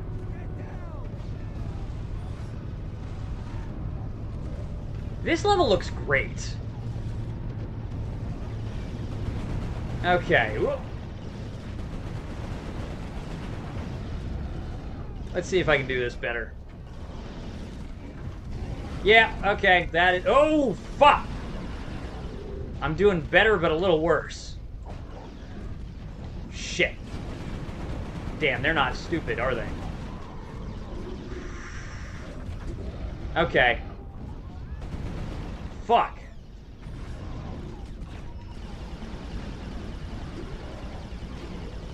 Okay. Oh! Okay, that's... Yeah, this battle's going much better this time. But still, holy crap!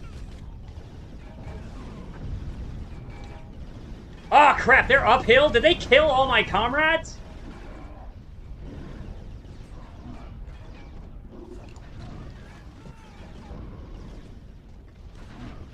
Where's my people? Okay, shit. Don't lose another health bar, buddy. Yes. Pretty open environments? Yeah. This particular fight feels a lot like, shit. This particular fight makes me think of the way the combat works in Killzone 1. Except, like, it runs smoothly, which is a real treat. That's one of the reasons why I want to stream Killzone HD. Because I already went through Killzone, like, the PS2 version, but I want to stream Killzone HD because I want to see how that game benefits from a higher frame rate.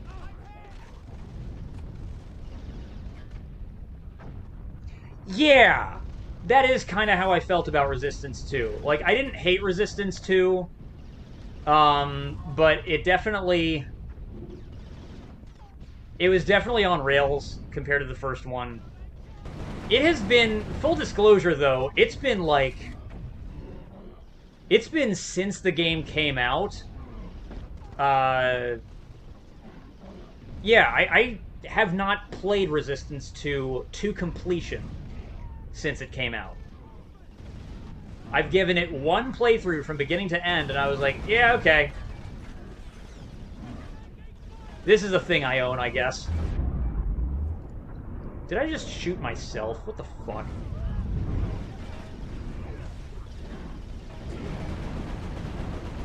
Die, please.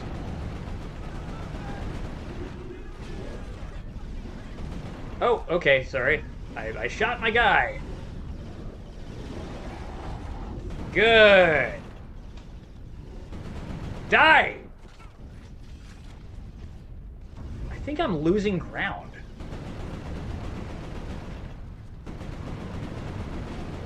Got him. Alright. It soured you on the franchise that you never would have... Michael, I'm strongly suggesting that you pick up Resistance 3. Resistance 3 is really good. You finished Resistance 2 and sold it off almost immediately. Yeah, that's fair. Resistance 3 is really good. Resistance 3 is really good. I like Resistance 3 for, like, most of the reasons I like the first game. It's a good game.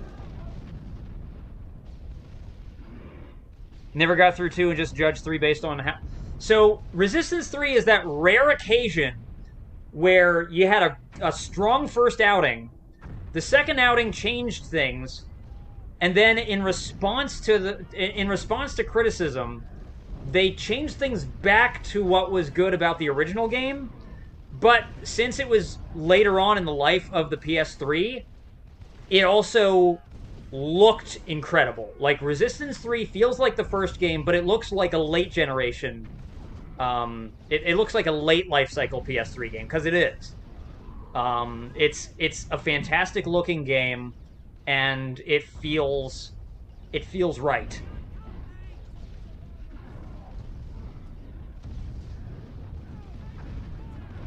More films, less bootlicking. What are you talking about?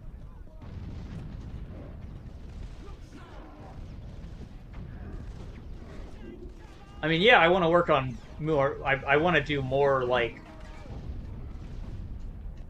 stuff, but, like, what do you mean by bootlicking?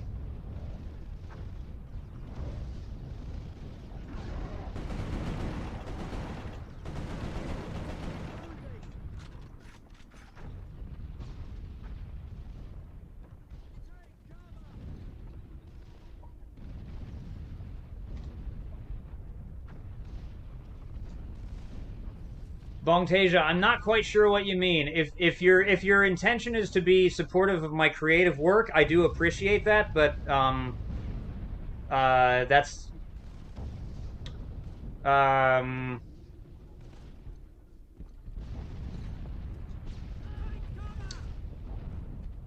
I'm not sure how to take that comment. Whoa. Wait, made the mistake of deleting the game data for 3, and that's notorious for fucking up your hard drive, kinda. You have to do a full rebuild and lose all your settings. That sucks.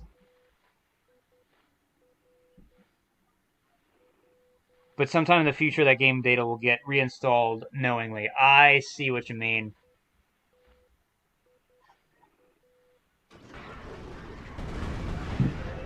I did not know that the game is notorious for fucking up your hard drive. That's a little alarming. Do you mean, like, if you try to delete the data you have? It hangs on the deletion process. God, I think I actually remember that happening to me. That's weird. You can find threads. Okay.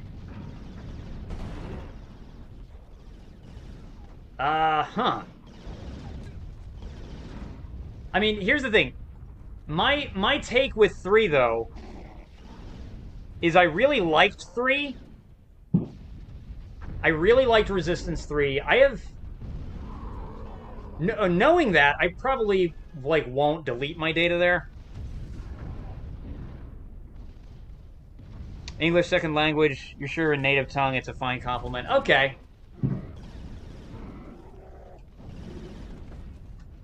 You know, benefit of the doubt, that's yeah, okay.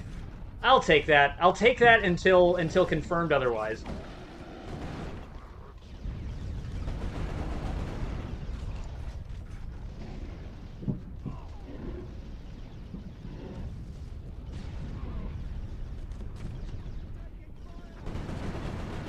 Although I wonder, because, like, Bong and Fantasia are, you know, what I would think that username is a combination of, and that does not strike me as ESL.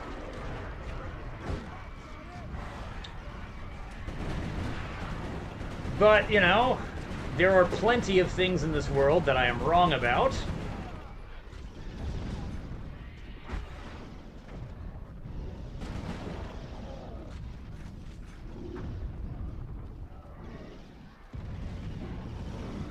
Whoa, where's this guy going? Oh. Okay, well, shit. Okay, what the fuck, man?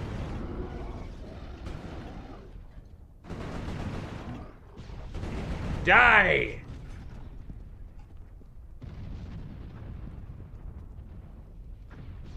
Oh, okay.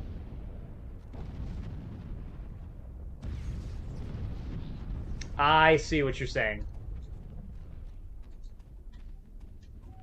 Yeah, I'm not quite so, Alright, I just wanted to see what would happen if I shot that thing. I'm not very, compulsive with my habits, with, like, space management. When it comes to, like, videos and stuff, I try to keep as clean a hard drive as I can, but I also retain a lot, so my idea of hard drive management is to just buy yet another external hard drive. That's usually how I do. Boom! So many kills. Whoop! And they're dead. Goodbye. What the fuck? Oh god, I just threw a grenade at myself. That was dumb. Oh shit! Damn, that was brutal. What the fuck?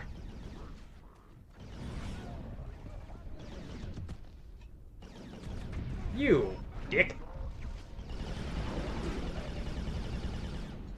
Please recharge. I don't like that I lost a square.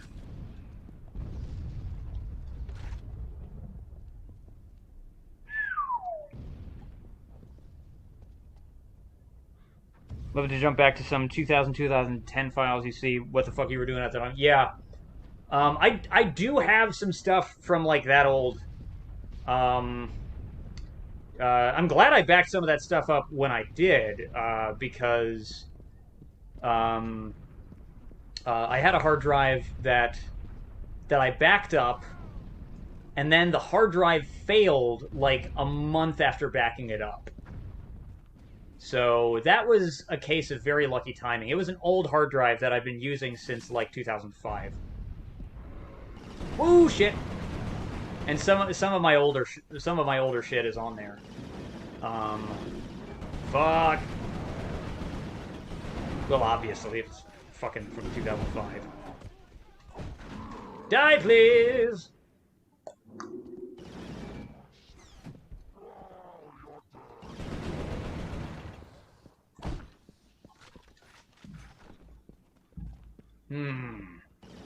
Shit!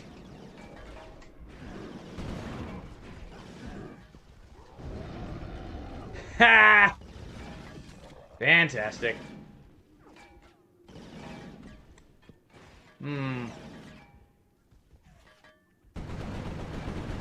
Oh my god, I think I just killed my teammate? Nope, I didn't. No, he just sucked up a bullet to the back of the head. Ah, this game. That's funny.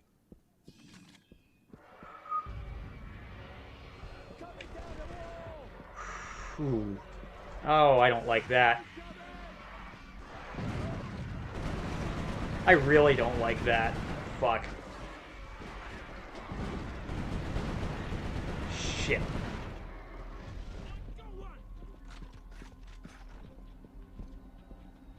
These fucking crabs.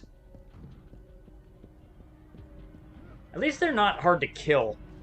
Flesh wound, yeah.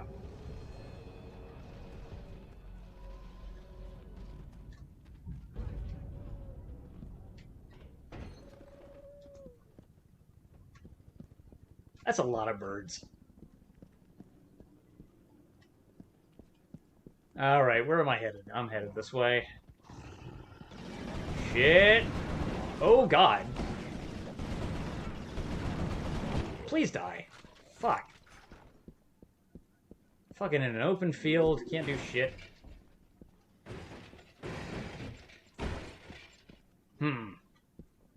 Your hand is stuck through the glass there, buddy. Looks like he tried to do a Terminator punch and regretted it.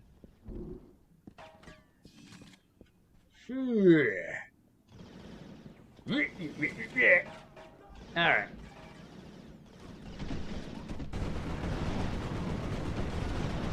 Cool. Yeah, I like taking a bunch of shots. Ooh! How's this for some shots? Boom! Excellent. That was a solid flank. That's angry looking. Whoa.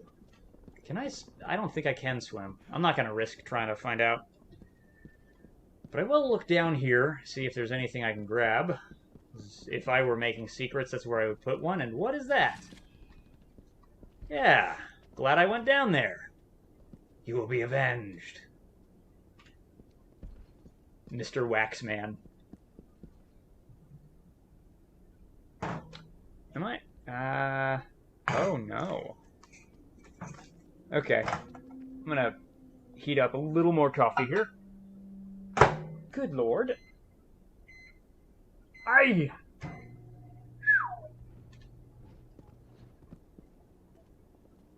Love YouTube as a streaming platform. Was gonna ask what difficulty, but then realized you could just rewind back. I am playing Answer. Yes, or I'm playing Answer. I'm playing Medium. Yes, you already know this. Yeah. Whoa! That's a little eerie looking. Yeah, I felt like going on Medium because it's been a long time since I played this, and, like, there are games that I really enjoy streaming on hard difficulties. But I find that it's best if I'm just familiar with the game, like really familiar with the game before I do that. Um, like, I enjoyed streaming Half-Life, but I know that I would have enjoyed it more if I weren't streaming it on hard mode. And that's just because the nature of Half-Life's hard mode is that it's spongy and a pain in the ass. And... oh, shit. And I just want to have fun. I believe I could handle the challenge. That's not the issue. I just, you know... I just want to have fun. I believe I can handle the challenge. Dies on medium.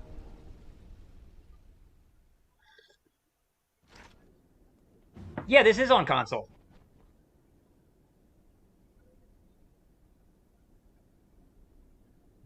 Yeah, I have my PS3 hooked up to capture card. Yeah. More room to do fun shit. Yeah. And like, you know, and that's how I feel about Half-Life. You know, you play the game on hard mode and it just means that you're holding still more often, trying to whittle down your enemy's health, and that sometimes they survive your explosive traps and shit. Which is just a pain in the ass. Like, at that point, the game doesn't... it's not as rewarding.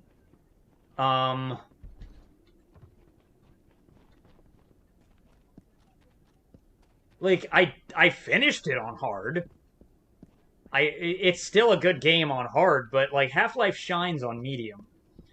And, since I'm not as familiar with this game, I didn't know what the... I didn't know how... I didn't know if it would be fun on hard. So I didn't bother trying to find out. I wonder if I have a trophy for beating this game on hard mode. Let me see. Network. Where do I look at my trophies? It's been so fucking long. I'm using this like an idiot. There's a lot of shit that I've like started and... yeah, I don't really try to go for platinums.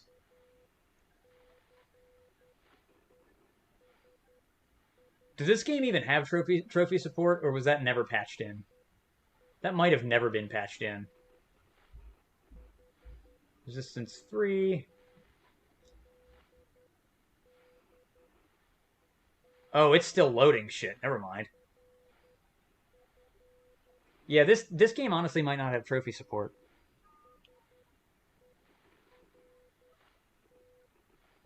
It doesn't tell you what emulator you're using. Oh, God.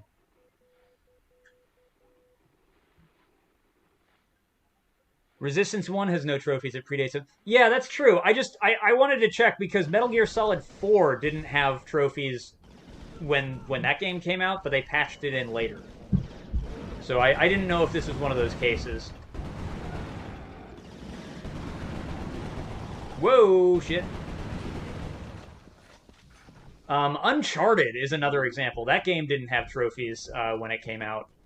But then, you know, they put in trophies later. Which gave me an excuse to replay it.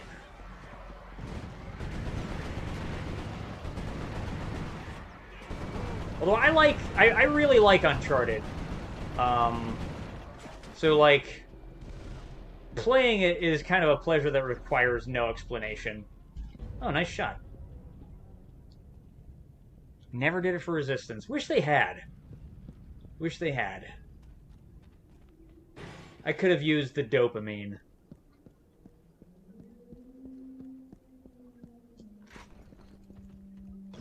Oh, shit. Fuck you! Ah, wonderful. Oh, I feel like I'm more prepared for this fight. Oh, yeah. We're coming up on the cathedral. It just tickles me endlessly that, it tickles me endlessly that the Church of England got so pissed off about this.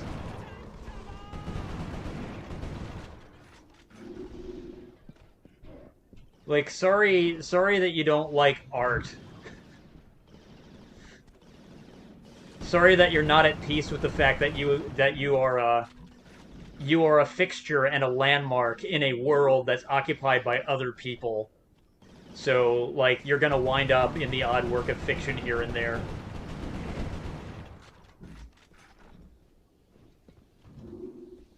It promotes engaging in violence inside the fucking cathedral. Yeah, well, like, against what? Against fucking space aliens? You telling me that if the Manchester Cathedral came under attack by fucking space aliens, you wouldn't want people to do something about it? Shut up. God damn.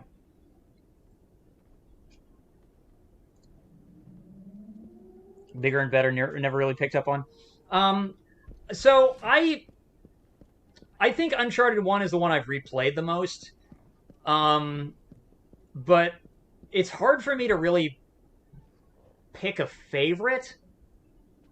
Like, I like Uncharted 1 and 3 a whole lot. I like the story in Uncharted 3 the best.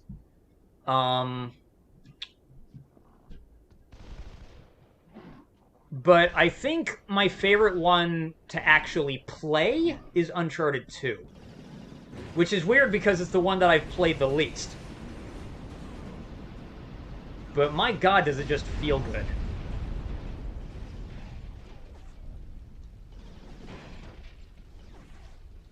Wow.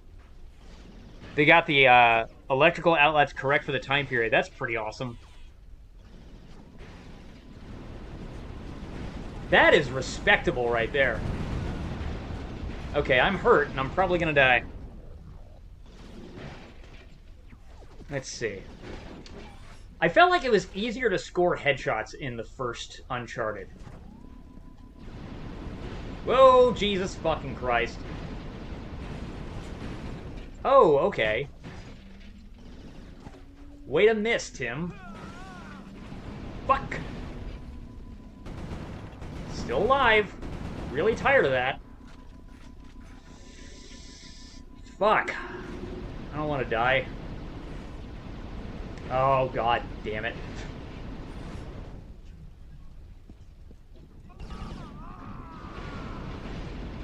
It's that pain in the ass fucking turret.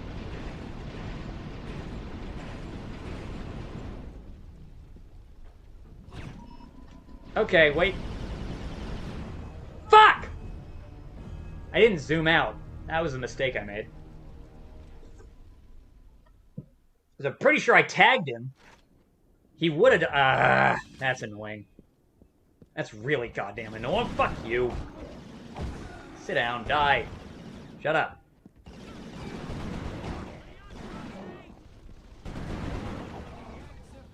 God damn it. I'm getting sloppy in just my frustration. And I'm playing this like an asshole.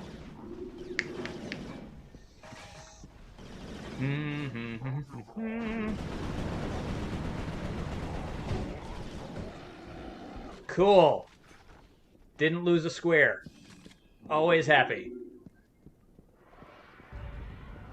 I'm gonna hold on to my grenades.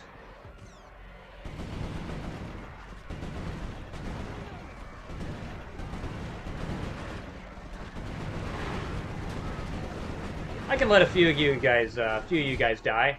You'll be fine. It's all good.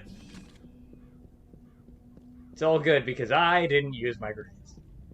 Oh, and I can backtrack for that, can't I? I believe that's true. Of course, I was under fucking fire from a mounted gun, so I can probably go back for that. I don't see any reason why I can't.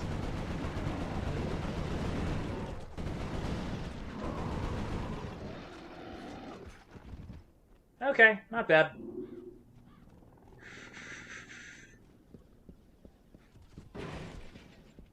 Fuck you!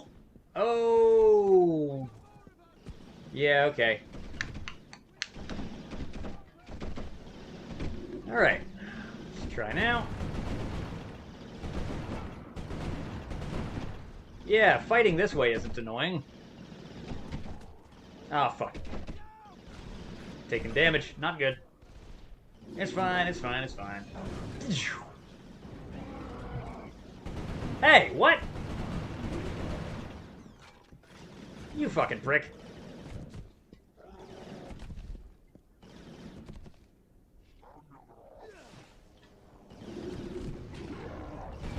Oh my god, that actually killed one of them. I thought I completely fucked up that grenade toss. Guess not. Nice. I like when my only mistake is thinking I've made an error.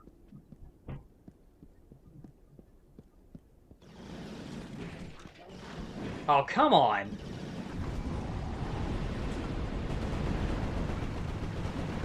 Yeah, fuck you.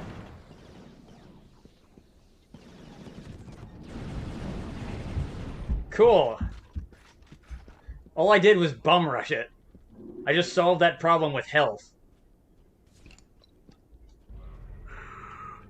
Off-brand controllers or other forms of input?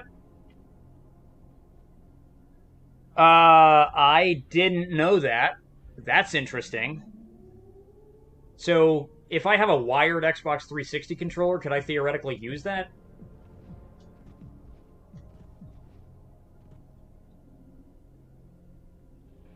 Huh. Oh, God. So, like, that would mean that certain achievements you could probably farm, or not achievements, trophies, same thing. You could probably farm just by turning the thing off and walking away. Oh god, that's funny. That's very funny.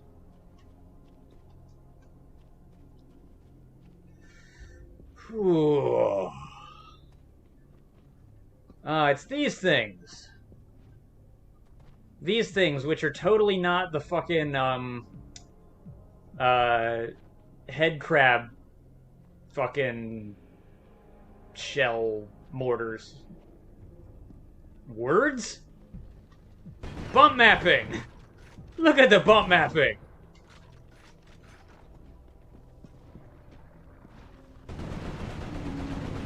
Oh no, it's a pinky demon! It's a Doom 3 pinky demon! Run! Oh, thank God. Fucker.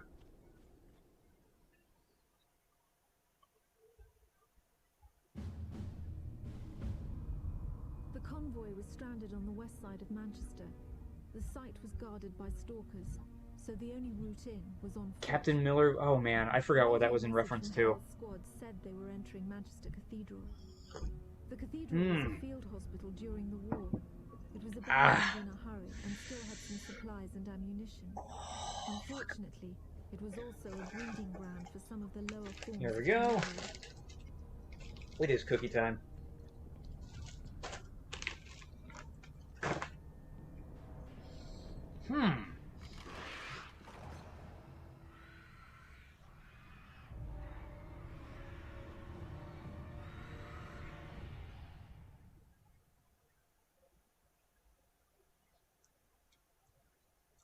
And here we are.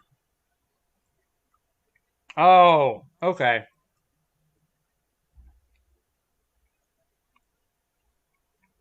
See, I have never actually seen Saving Private Ryan.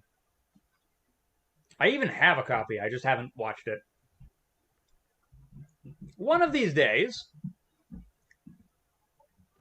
it's one of those things that I should watch just to, like, you know, because it's an important movie. Ah, shit. Hey, fuck!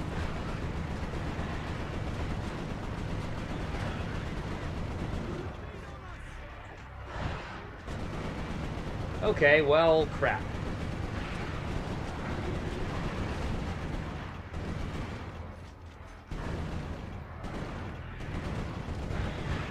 Yeah, I feel so offended on behalf of the Church of England that, like, you know, that anyone would portray Manchester Cathedral as being a place where the sick are brought to heal, or as also being a place worth protecting if it were ever under siege by vicious alien parasites. How dare anyone portray this place like that? What kind of message does that send about Manchester Cathedral? Fuck out of here. Sorry, the only lesson that I learned from that debacle is that the Church of England, once again, is a religious organization, and therefore does not engage with art honestly. That's just not... That's not... Art and religion are like oil and water.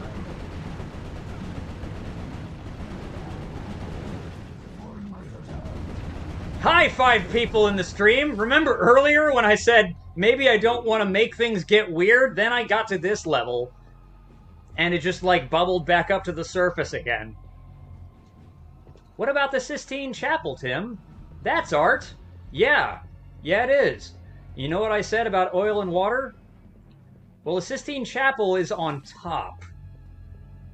Or, sorry, the artwork is on top. Anyway...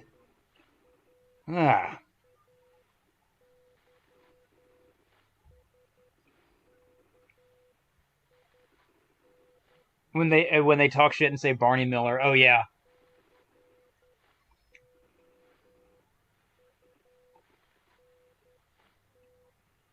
No, it wasn't Kingpin. It was Sin. It was Sin where they were talking about Barney Miller, which is odd. Very odd.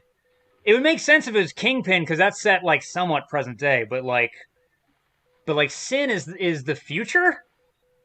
So it's very strange to have people referring to, Barney Miller. It's okay, I totally understand. I'm a regular Barney Miller.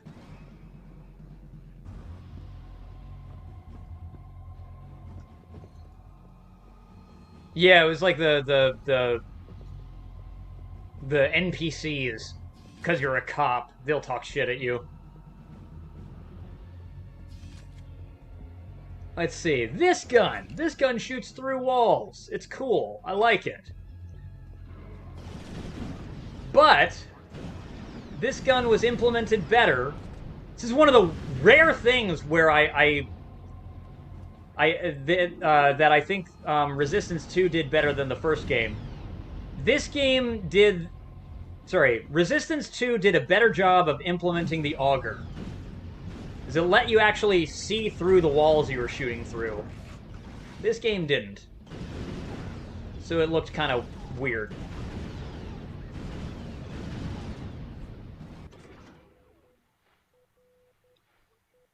You don't see it happen, you just wade through the aftermath and it's just sad. Oh, you're talking about the, you're talking about the fact that this hospital was, overrun?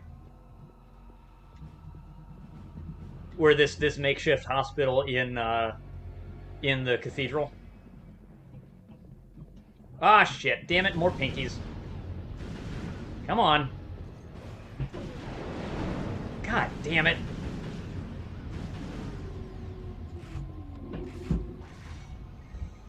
Ugh.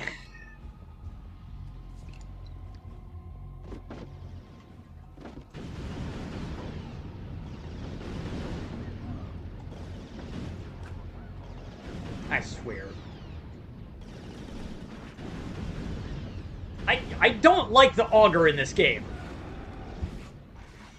I'm only using it because the game seems to, like, think I should right now.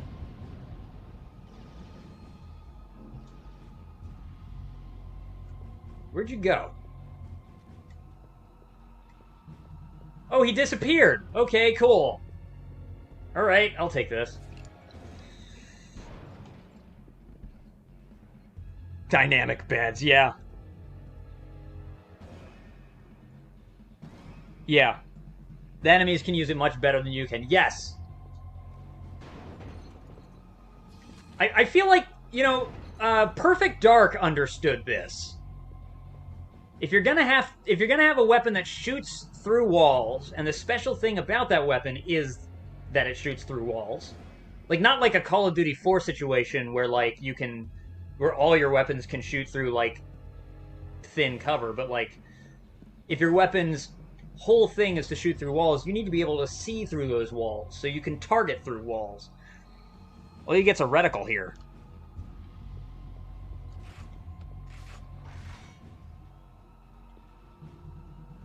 And then it would home in on them. You're thinking of some other game in some other, yeah. That's the bullseye?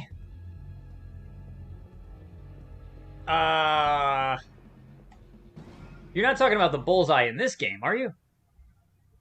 Oh, no, Falxor. Falxor is talking about the bullseye. Yes, you're talking about this gun. This thing. And the alternate fire is exactly that. It's this thing.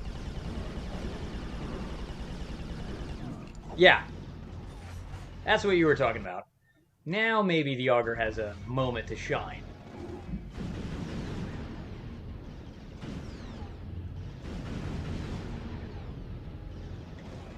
Or does it? What the fuck? Thank you. Jeez, what the fuck was that? I'm gonna shoot that.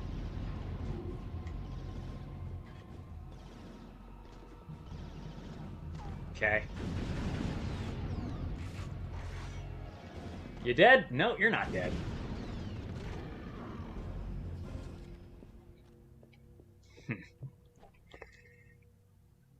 Yeah, no, it does that. It does that, and it's, you know... I mean, but that strikes me as, like, not even that hard a feature to implement. Like, whatever code they write for that is the same as, like, the hit scan code for firing a normal weapon, and then it just, like, ignores collision with the environment and can only collide with entities, I guess. So it's just, like...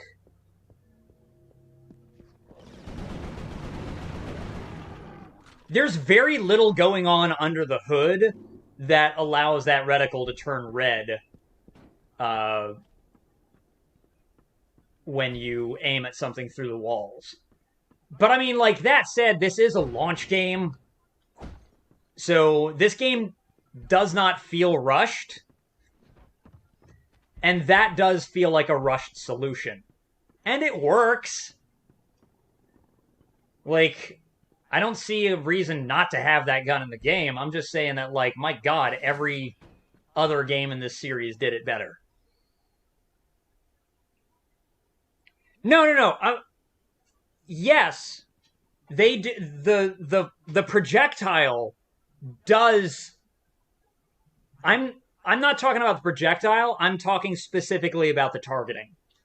No, the projectile obviously does have to pay attention to collision because it increases its attack strength every surface it passes through.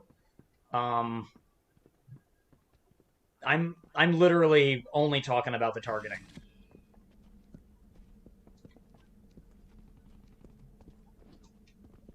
But yeah. Right.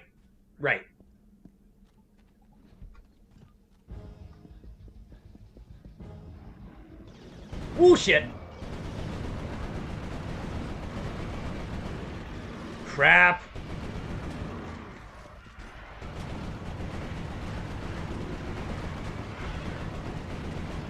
Like, the concept for the auger is pretty cool. And it's one that they were able to execute in its barest possible form, and I do think that its execution in this game is the barest possible form of that concept, without having to do too much. And then they did it better later in the series. Whoa, shit. Also, I feel like the bullseye is at its best in Resistance 3. I really do encourage you to check out Resistance 3. I really do. If you have a PS3, Resistance 3 is well worth your time. But, like, also, if you don't feel like checking it out yourself, I'm still gonna stream it. I like the game. Fuck. Oh. Yeah, okay, shit. Cool. Oh, God. Whoa! They're coming through the goddamn walls! Shit! This is why I fucking love this game. Fuck you, die. The chaos! The fucking chaos! Die, please. Thank you. Very kind. Shit. Oh, God. Wouldn't it be nice if we could see through walls with this? Someone probably did think that.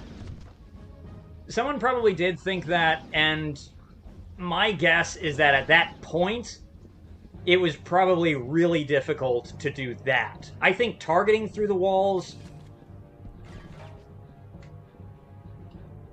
I think it's one of those things where, like, being able to see through see an enemy through the wall sounds like a small thing to implement from the playtesting end, but actually getting that to work is probably a huge pain in the ass. And, like, what they came up with is not too different from how, like, Left 4 Dead 1 and 2 keep track of friendly characters. It's like, you see a silhouette. Cool, well, that works. That's an elegant solution. Resistance 2, when they were working on Resistance 2, they probably saw what Valve did with Left 4 Dead and were like, oh shit, we can use that as a quick way to make the auger better. Like, my gripes with Resistance 2, and there are many, but of my gripes with Resistance 2, I do not feel like they didn't give a shit. I feel simply that they kinda...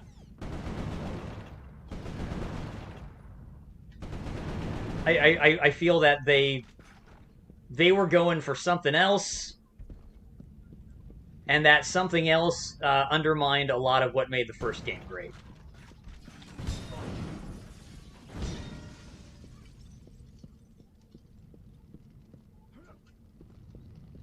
Whew. And Resistance 3 is, like, the best of both worlds. I mean, I know I have, like, more nostalgic affection for this game. There's actually a lot of reasons why this game is more special to me, but, like, pound for pound, Resistance 3 might actually be the best game in the series, by my estimation. Right, that's a good way to put it, actually. They gave too many shits about things that people didn't want in a Resistance game. That's a really good way to put it.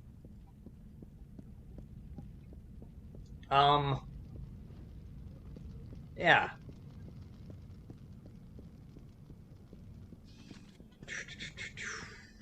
Can I go up here?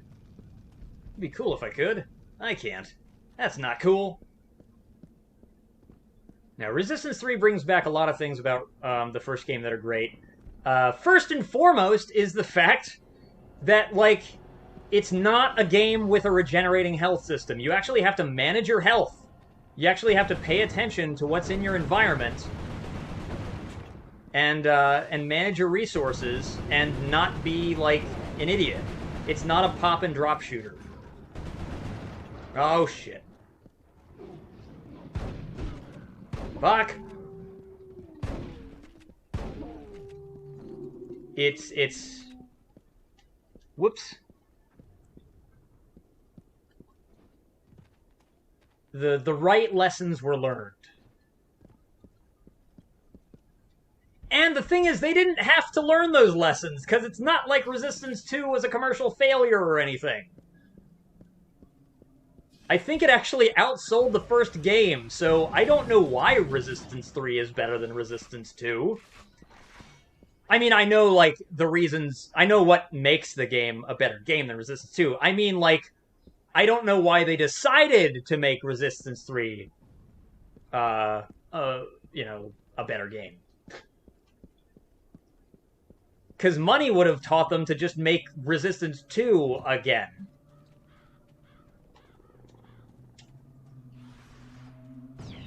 Oh, what the fuck is that? I'm sorry, what? Oh, fuck. We got land urchins. Fuck!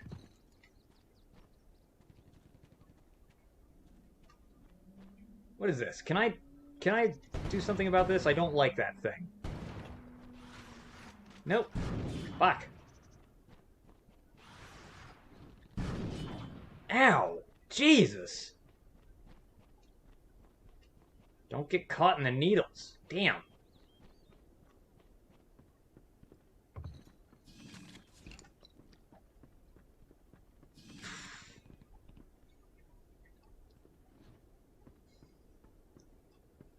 It's like driving behind a garbage truck with your windows open in Baltimore. Just like a hail of needles.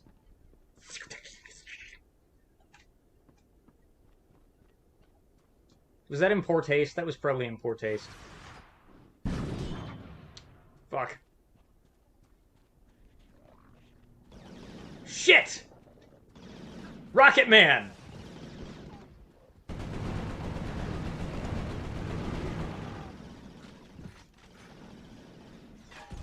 Fly me to the moon with your clay dog, and I will take all the cheese.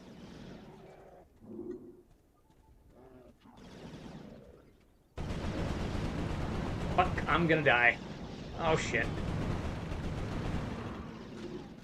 Ooh. Damn it, you!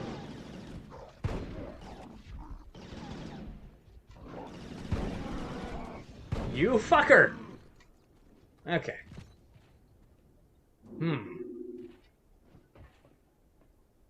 Man, I miss being a kid. Can I do anything with this? I can! I'm not gonna die, I have an auger. That's true, I should have done that. With a full shield pack. Wait a minute, what? Oh, the alt fire. Right. I forgot about that.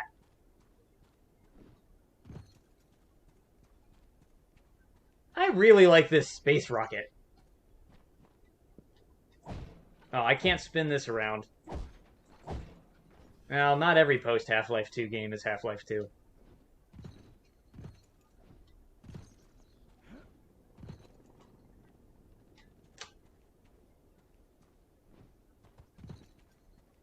Oh. Sucks to be you, man. Wait, can I launch you? That'd be funny. No, I can't. Fuck. Nope, nope, nope, nope, nope. There we go. Fuck. I hate those things. Oh, I can dodge them. Right.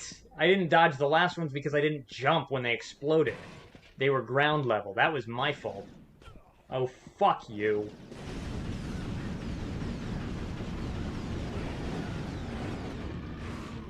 Yeah, that's better. Fuck you. Okay.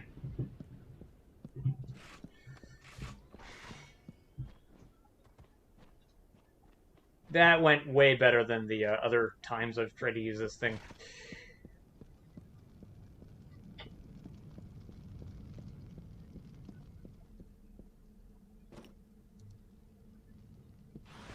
Oh, shit! Aw, oh, you motherfucker.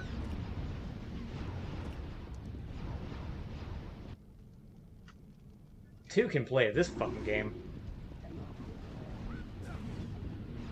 Actually, according to the back of this thing, 40 can play at this game. It's no longer the case, because the online's been fucking shut down forever, but... Will you sit down? Okay. Bad.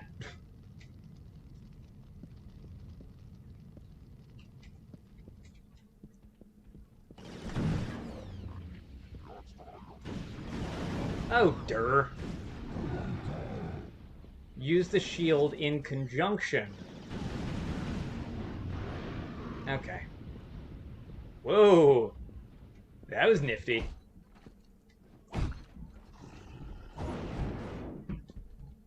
Oh. Shit.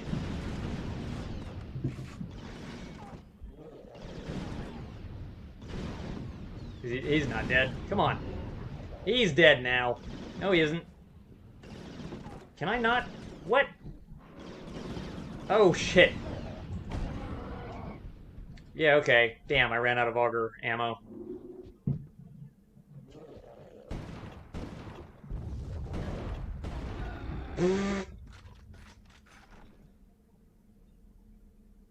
I swatted him in the ass with his own gun, sir. Damn right!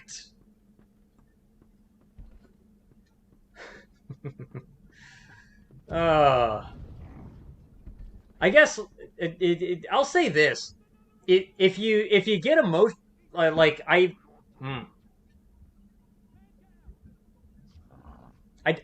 don't like Resistance 2 very much. I really don't. It and I think one of the things was that I did get kind of attached to Nathan Hale. And I will abandon this line of speaking. Fucking Christ.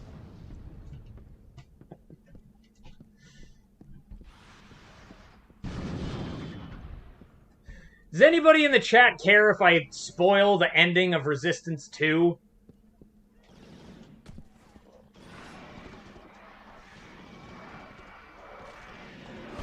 Just thought I'd ask, because, like, I really want to start ranting for a second.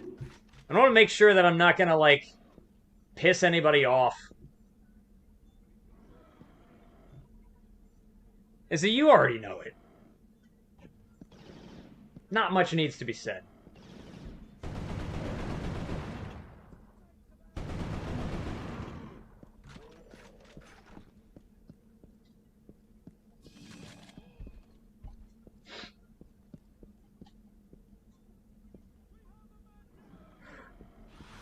Okay, fuck. Oh my god. That was fucking awesome. Lord, they're stupid. I love it.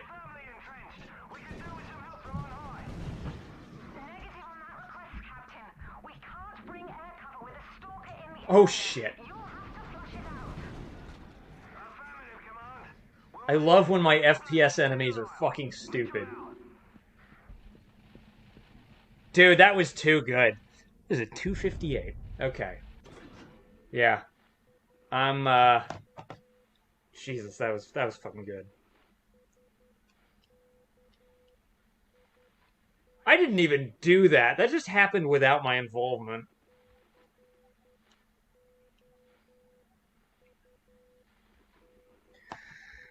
Oh.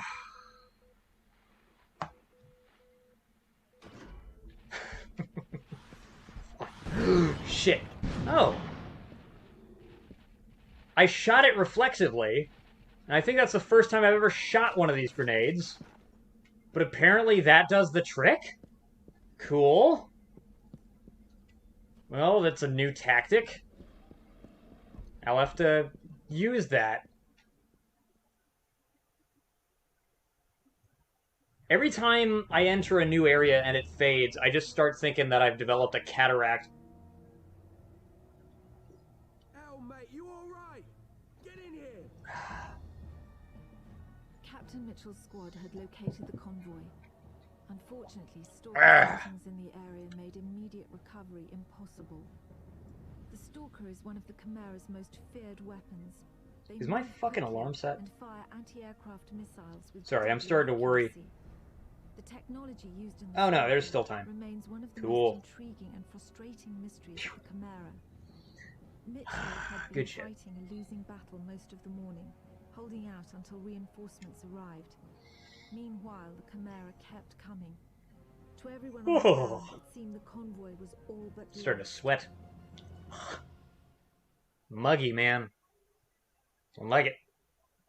Don't like when it's too muggy.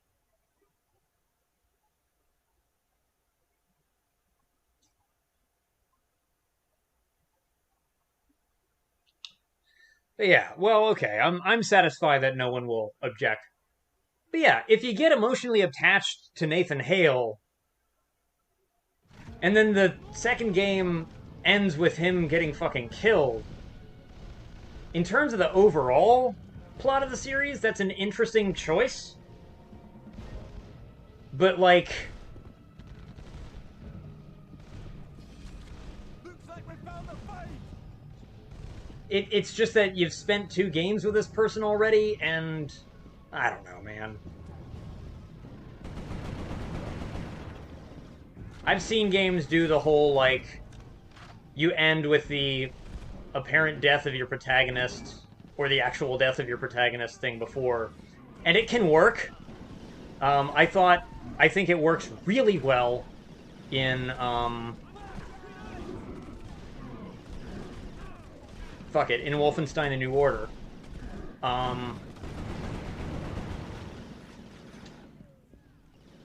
In fact, that's the best example of it that I've ever seen. And I much as I love Wolfenstein 2, my biggest criticism of Wolfenstein 2 is the fact that it exists. It's not even like major criticism of the game itself. It's just like the ending of Wolfenstein: The New Order was so good that the fact that there's a sequel is kind of a shame.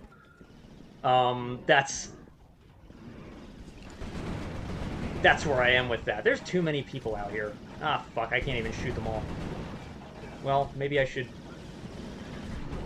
Okay. What am I getting at? Oh, yeah. So... And then there's that asshole character, Joseph Petrelli, who's just a dick to you for the entire runtime of Resistance 2. And I know I've been talking up how much I like Resistance 3, but again, maybe this is another reason why I have more nostalgic affection for Resistance 1. Resistance 3 has you playing as Joseph Petrelli. So, you know, I don't know how much you like the flavor of playing a sequel where you play the character who kills the protagonist of what was your favorite game to that point. That's an interesting taste. But, like, in all seriousness, the way that the character is portrayed in Resistance 3, he doesn't even feel like the same character as he is in Resistance 2, which is good, because Petrelli is a fucking asshole in Resistance 2. It's impossible to like. Oh, shit. Yeah, this is a problem. Fuck. Well, that... Okay.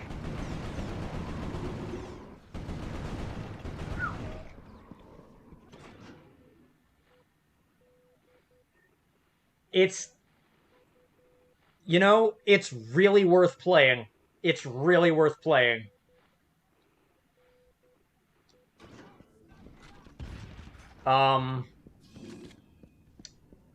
See, okay, the biggest problem with Petrelli in Resistance 2 is not that he killed Nathan Hale.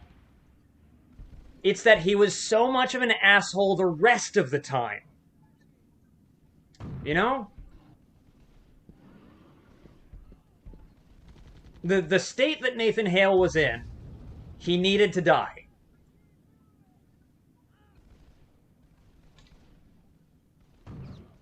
But just like, man, for that to be the payoff of what was already such a contentious and bitter relationship between these characters who never bonded, just made it just made it ring emotionally hollow.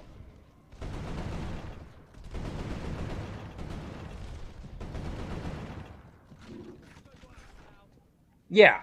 Yeah. Like, they wrote Petrelli in Resistance 3 the way that... Or, sorry, they wrote Petrelli in Resistance 2 the same way that, like, Rico was written in Killzone 2.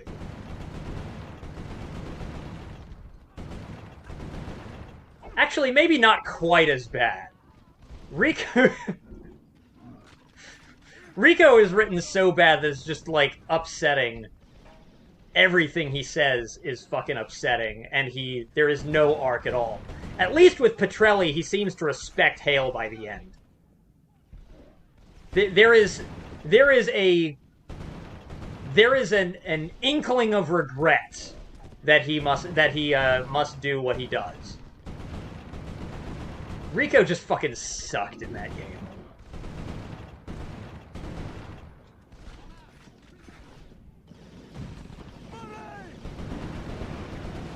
Remember this character that learned a valuable lesson in the first game? Let's pretend he didn't. Or that it didn't stick. What happened to Haka? Haka was a great character. We never see him again. Sorry, fuck Killzone 2. I keep seeing my concurrent viewers go down, and I know it's because I'm talking shit about Killzone 2. No, it's probably not.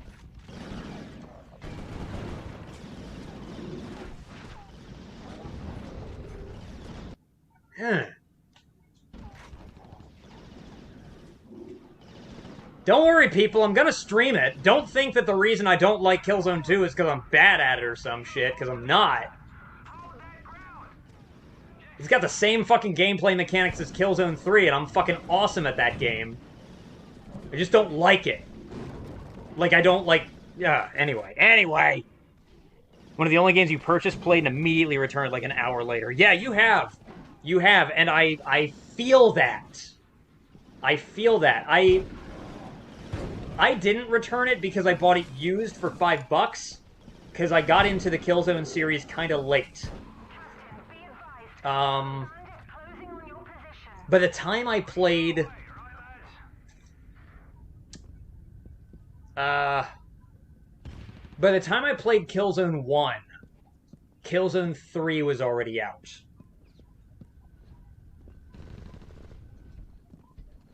And I really like Killzone 3.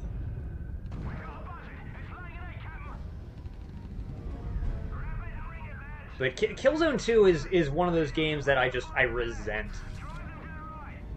I resent it on many levels. I resent the fact that people still bought that fucking piece of shit when fucking it had this awful goddamn first-person cover system. And so then every game for a while had an awful first-person cover system, including Wolfenstein: The New Order, which could survive having that awful gameplay mechanic tacked onto it. But then, like, other games, like fucking Fear 3 had that first-person cover system, which absolutely killed the graceful acrobatic combat that series had. And it had to be somebody higher up was like, look, fucking Sony is making bank with this. They've been talking about how they're trying to crank out a Halo killer for years, but it looks like they finally released something that really competes. So you need to make this game more like... Hey, look, it's fucking Warner Brothers execs. Need to make this game more like fucking Killzone 2. Okay, but what we have here is this gun-fu fucking horror shooter. I don't care! Throw a cover system in that bitch! So they do. So basically, Killzone 2, while financially successful, is still a game that was so bad it makes all the games around it worse.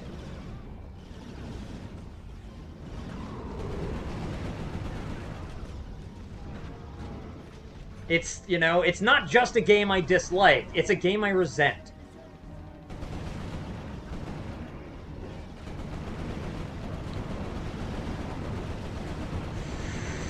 Ugh! No, Killzone 2 does not predate Gears of War. Killzone 2 came out in 2009? Gears of War was 2006, I think. Gears of War was the same year as this. I actually like Gears of War. Although that is another one of those games that, like, everyone copied it and kind of took the wrong lessons from it.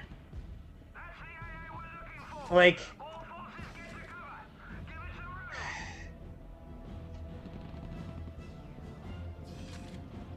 Gears of War's combat is about slow, chunky people versus slow, chunky aliens. And games after Gears of War were just throwing third-person cover systems into every single situation, so it was really just slowing down combat everywhere. Oh shit. Oh shit. Fuck. Okay.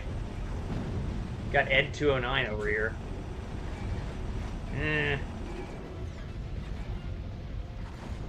What do I do here? I probably shoot at it until it dies. Wait, I have an auger. Projectiles are too slow. Figure something else out. It came into vogue with Gears. Yes! Yes, it did. And it's like, I think the reason Killzone 2 did the first-person cover thing was because of Gears of War. But see, cover systems and first-person are a bad mix. Especially because, like, you can do what I'm doing in this game, and you can take cover. You don't need a cover system in first person because you can just look and see if there is something, you know, in front of you, and you can just get the fuck out of the way. You don't need to, like, glue your face to the wall. It's so much more fast and responsive if I don't have to think that way. Time Crisis foot pedal, though. Yeah, I mean, that's different. That's different. Personally, I like to think of it as Rebel Assault Spacebar, but whatever. I know what you mean. That's just me being a fucking dick.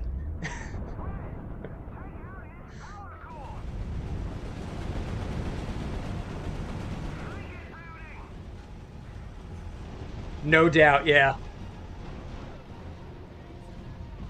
Dude, okay, so get this. I do have GunCon 2 controllers, and I have composite cables for the PS3, and I do have Time Crisis 2.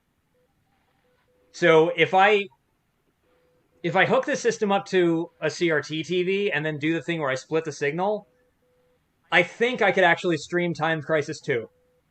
Although, if I did that, I would probably want to make sure that, like, the Tim cam right here, I would want to make sure that that takes up more vertical space, because in a Time Crisis 2 stream, especially if I'm using the actual gun controller, I feel like getting my pose with the gun is going to be important. But I could totally do that. You communicate pretty much solely in dick. That's an amazing sentence. I love that.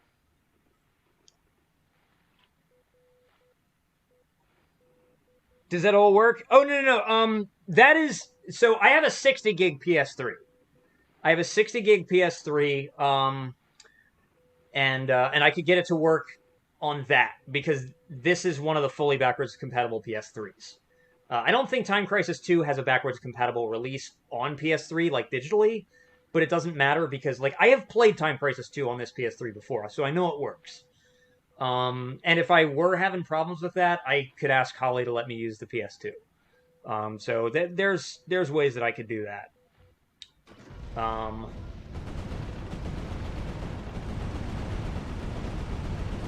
The PS2 version of Time Crisis 2 is, like... It's, like, actually better than the arcade. They just throw in more modes and shit. There's, like, a clay pigeon shooting version. It's awesome. Oh, shit. Okay. Is it dead? It's not dead. Oh, fuck. Okay. No. It's gonna hurt me. It's not gonna hurt me anymore. Good. Now, unfortunately, I found out the hard way that the GunCon 2 controller doesn't work in Time Crisis 1. So that's a pain. So if I ever want to stream Time Crisis 1, I have to get the old GunCon. You've got your convoy. How about getting us a sodding medic?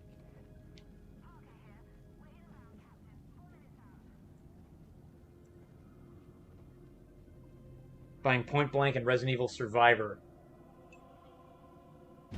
Oh no, he's got those Sith eyes.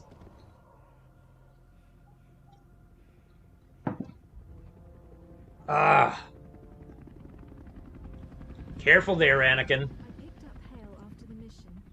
I had seen him approach the containment cell on the convoy. The cell had 14-inch lead walls, but even so, Oh, jeez. condition, I didn't want him anywhere near it. They force you to play with the D-pad in America because Columbine. Yeah. The exchange with the Americans would have to wait. Ah, that is my alarm. Very risky offensive operation. The Chimera had Okay, been folks. using a network of underground tunnels to attack undetected. We'll let the cutscene play out, and then I think it's gonna be time to call it quits. We would at least briefly have the upper hand. Where am I, though? I feel like I've been making fast progress in this game. Chimera Tunnel Nexus, Nottingham, England. 12th of July, 1951.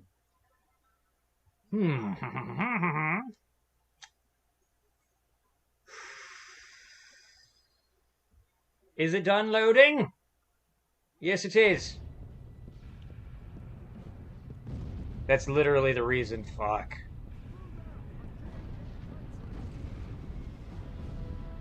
Yeah.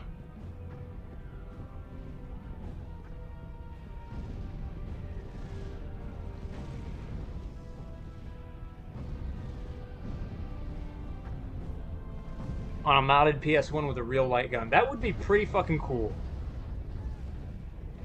Alright. You feel like garbage. I'm sorry, man. You have a good one. It is time for me to call it quits as well. So if you end up catching the beginning of the next stream, you won't have missed a thing. My god, this is a really awesome looking beginning to this level. Holy shit. You know, as far as launch games go, the Resistance is pretty great. Damn.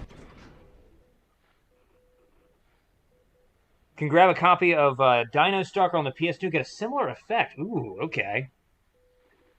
Love the Wii for its easy to pick up and play light gun games. Yeah, I need to play.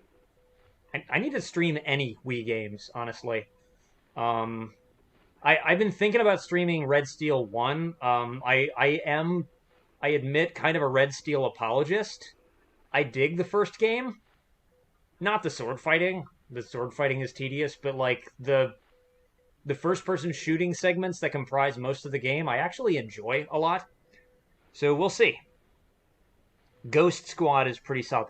Wait, I've played Ghost Squad. That's like Time Crisis, but with like machine guns the entire time, isn't it? That was pretty cool. Yeah. Alright, folks. Okay, I'm going to save and quit. Thank you all for joining me on this. Falxor, Michael, anybody else who is here. Alex, Tony, Bongtasia,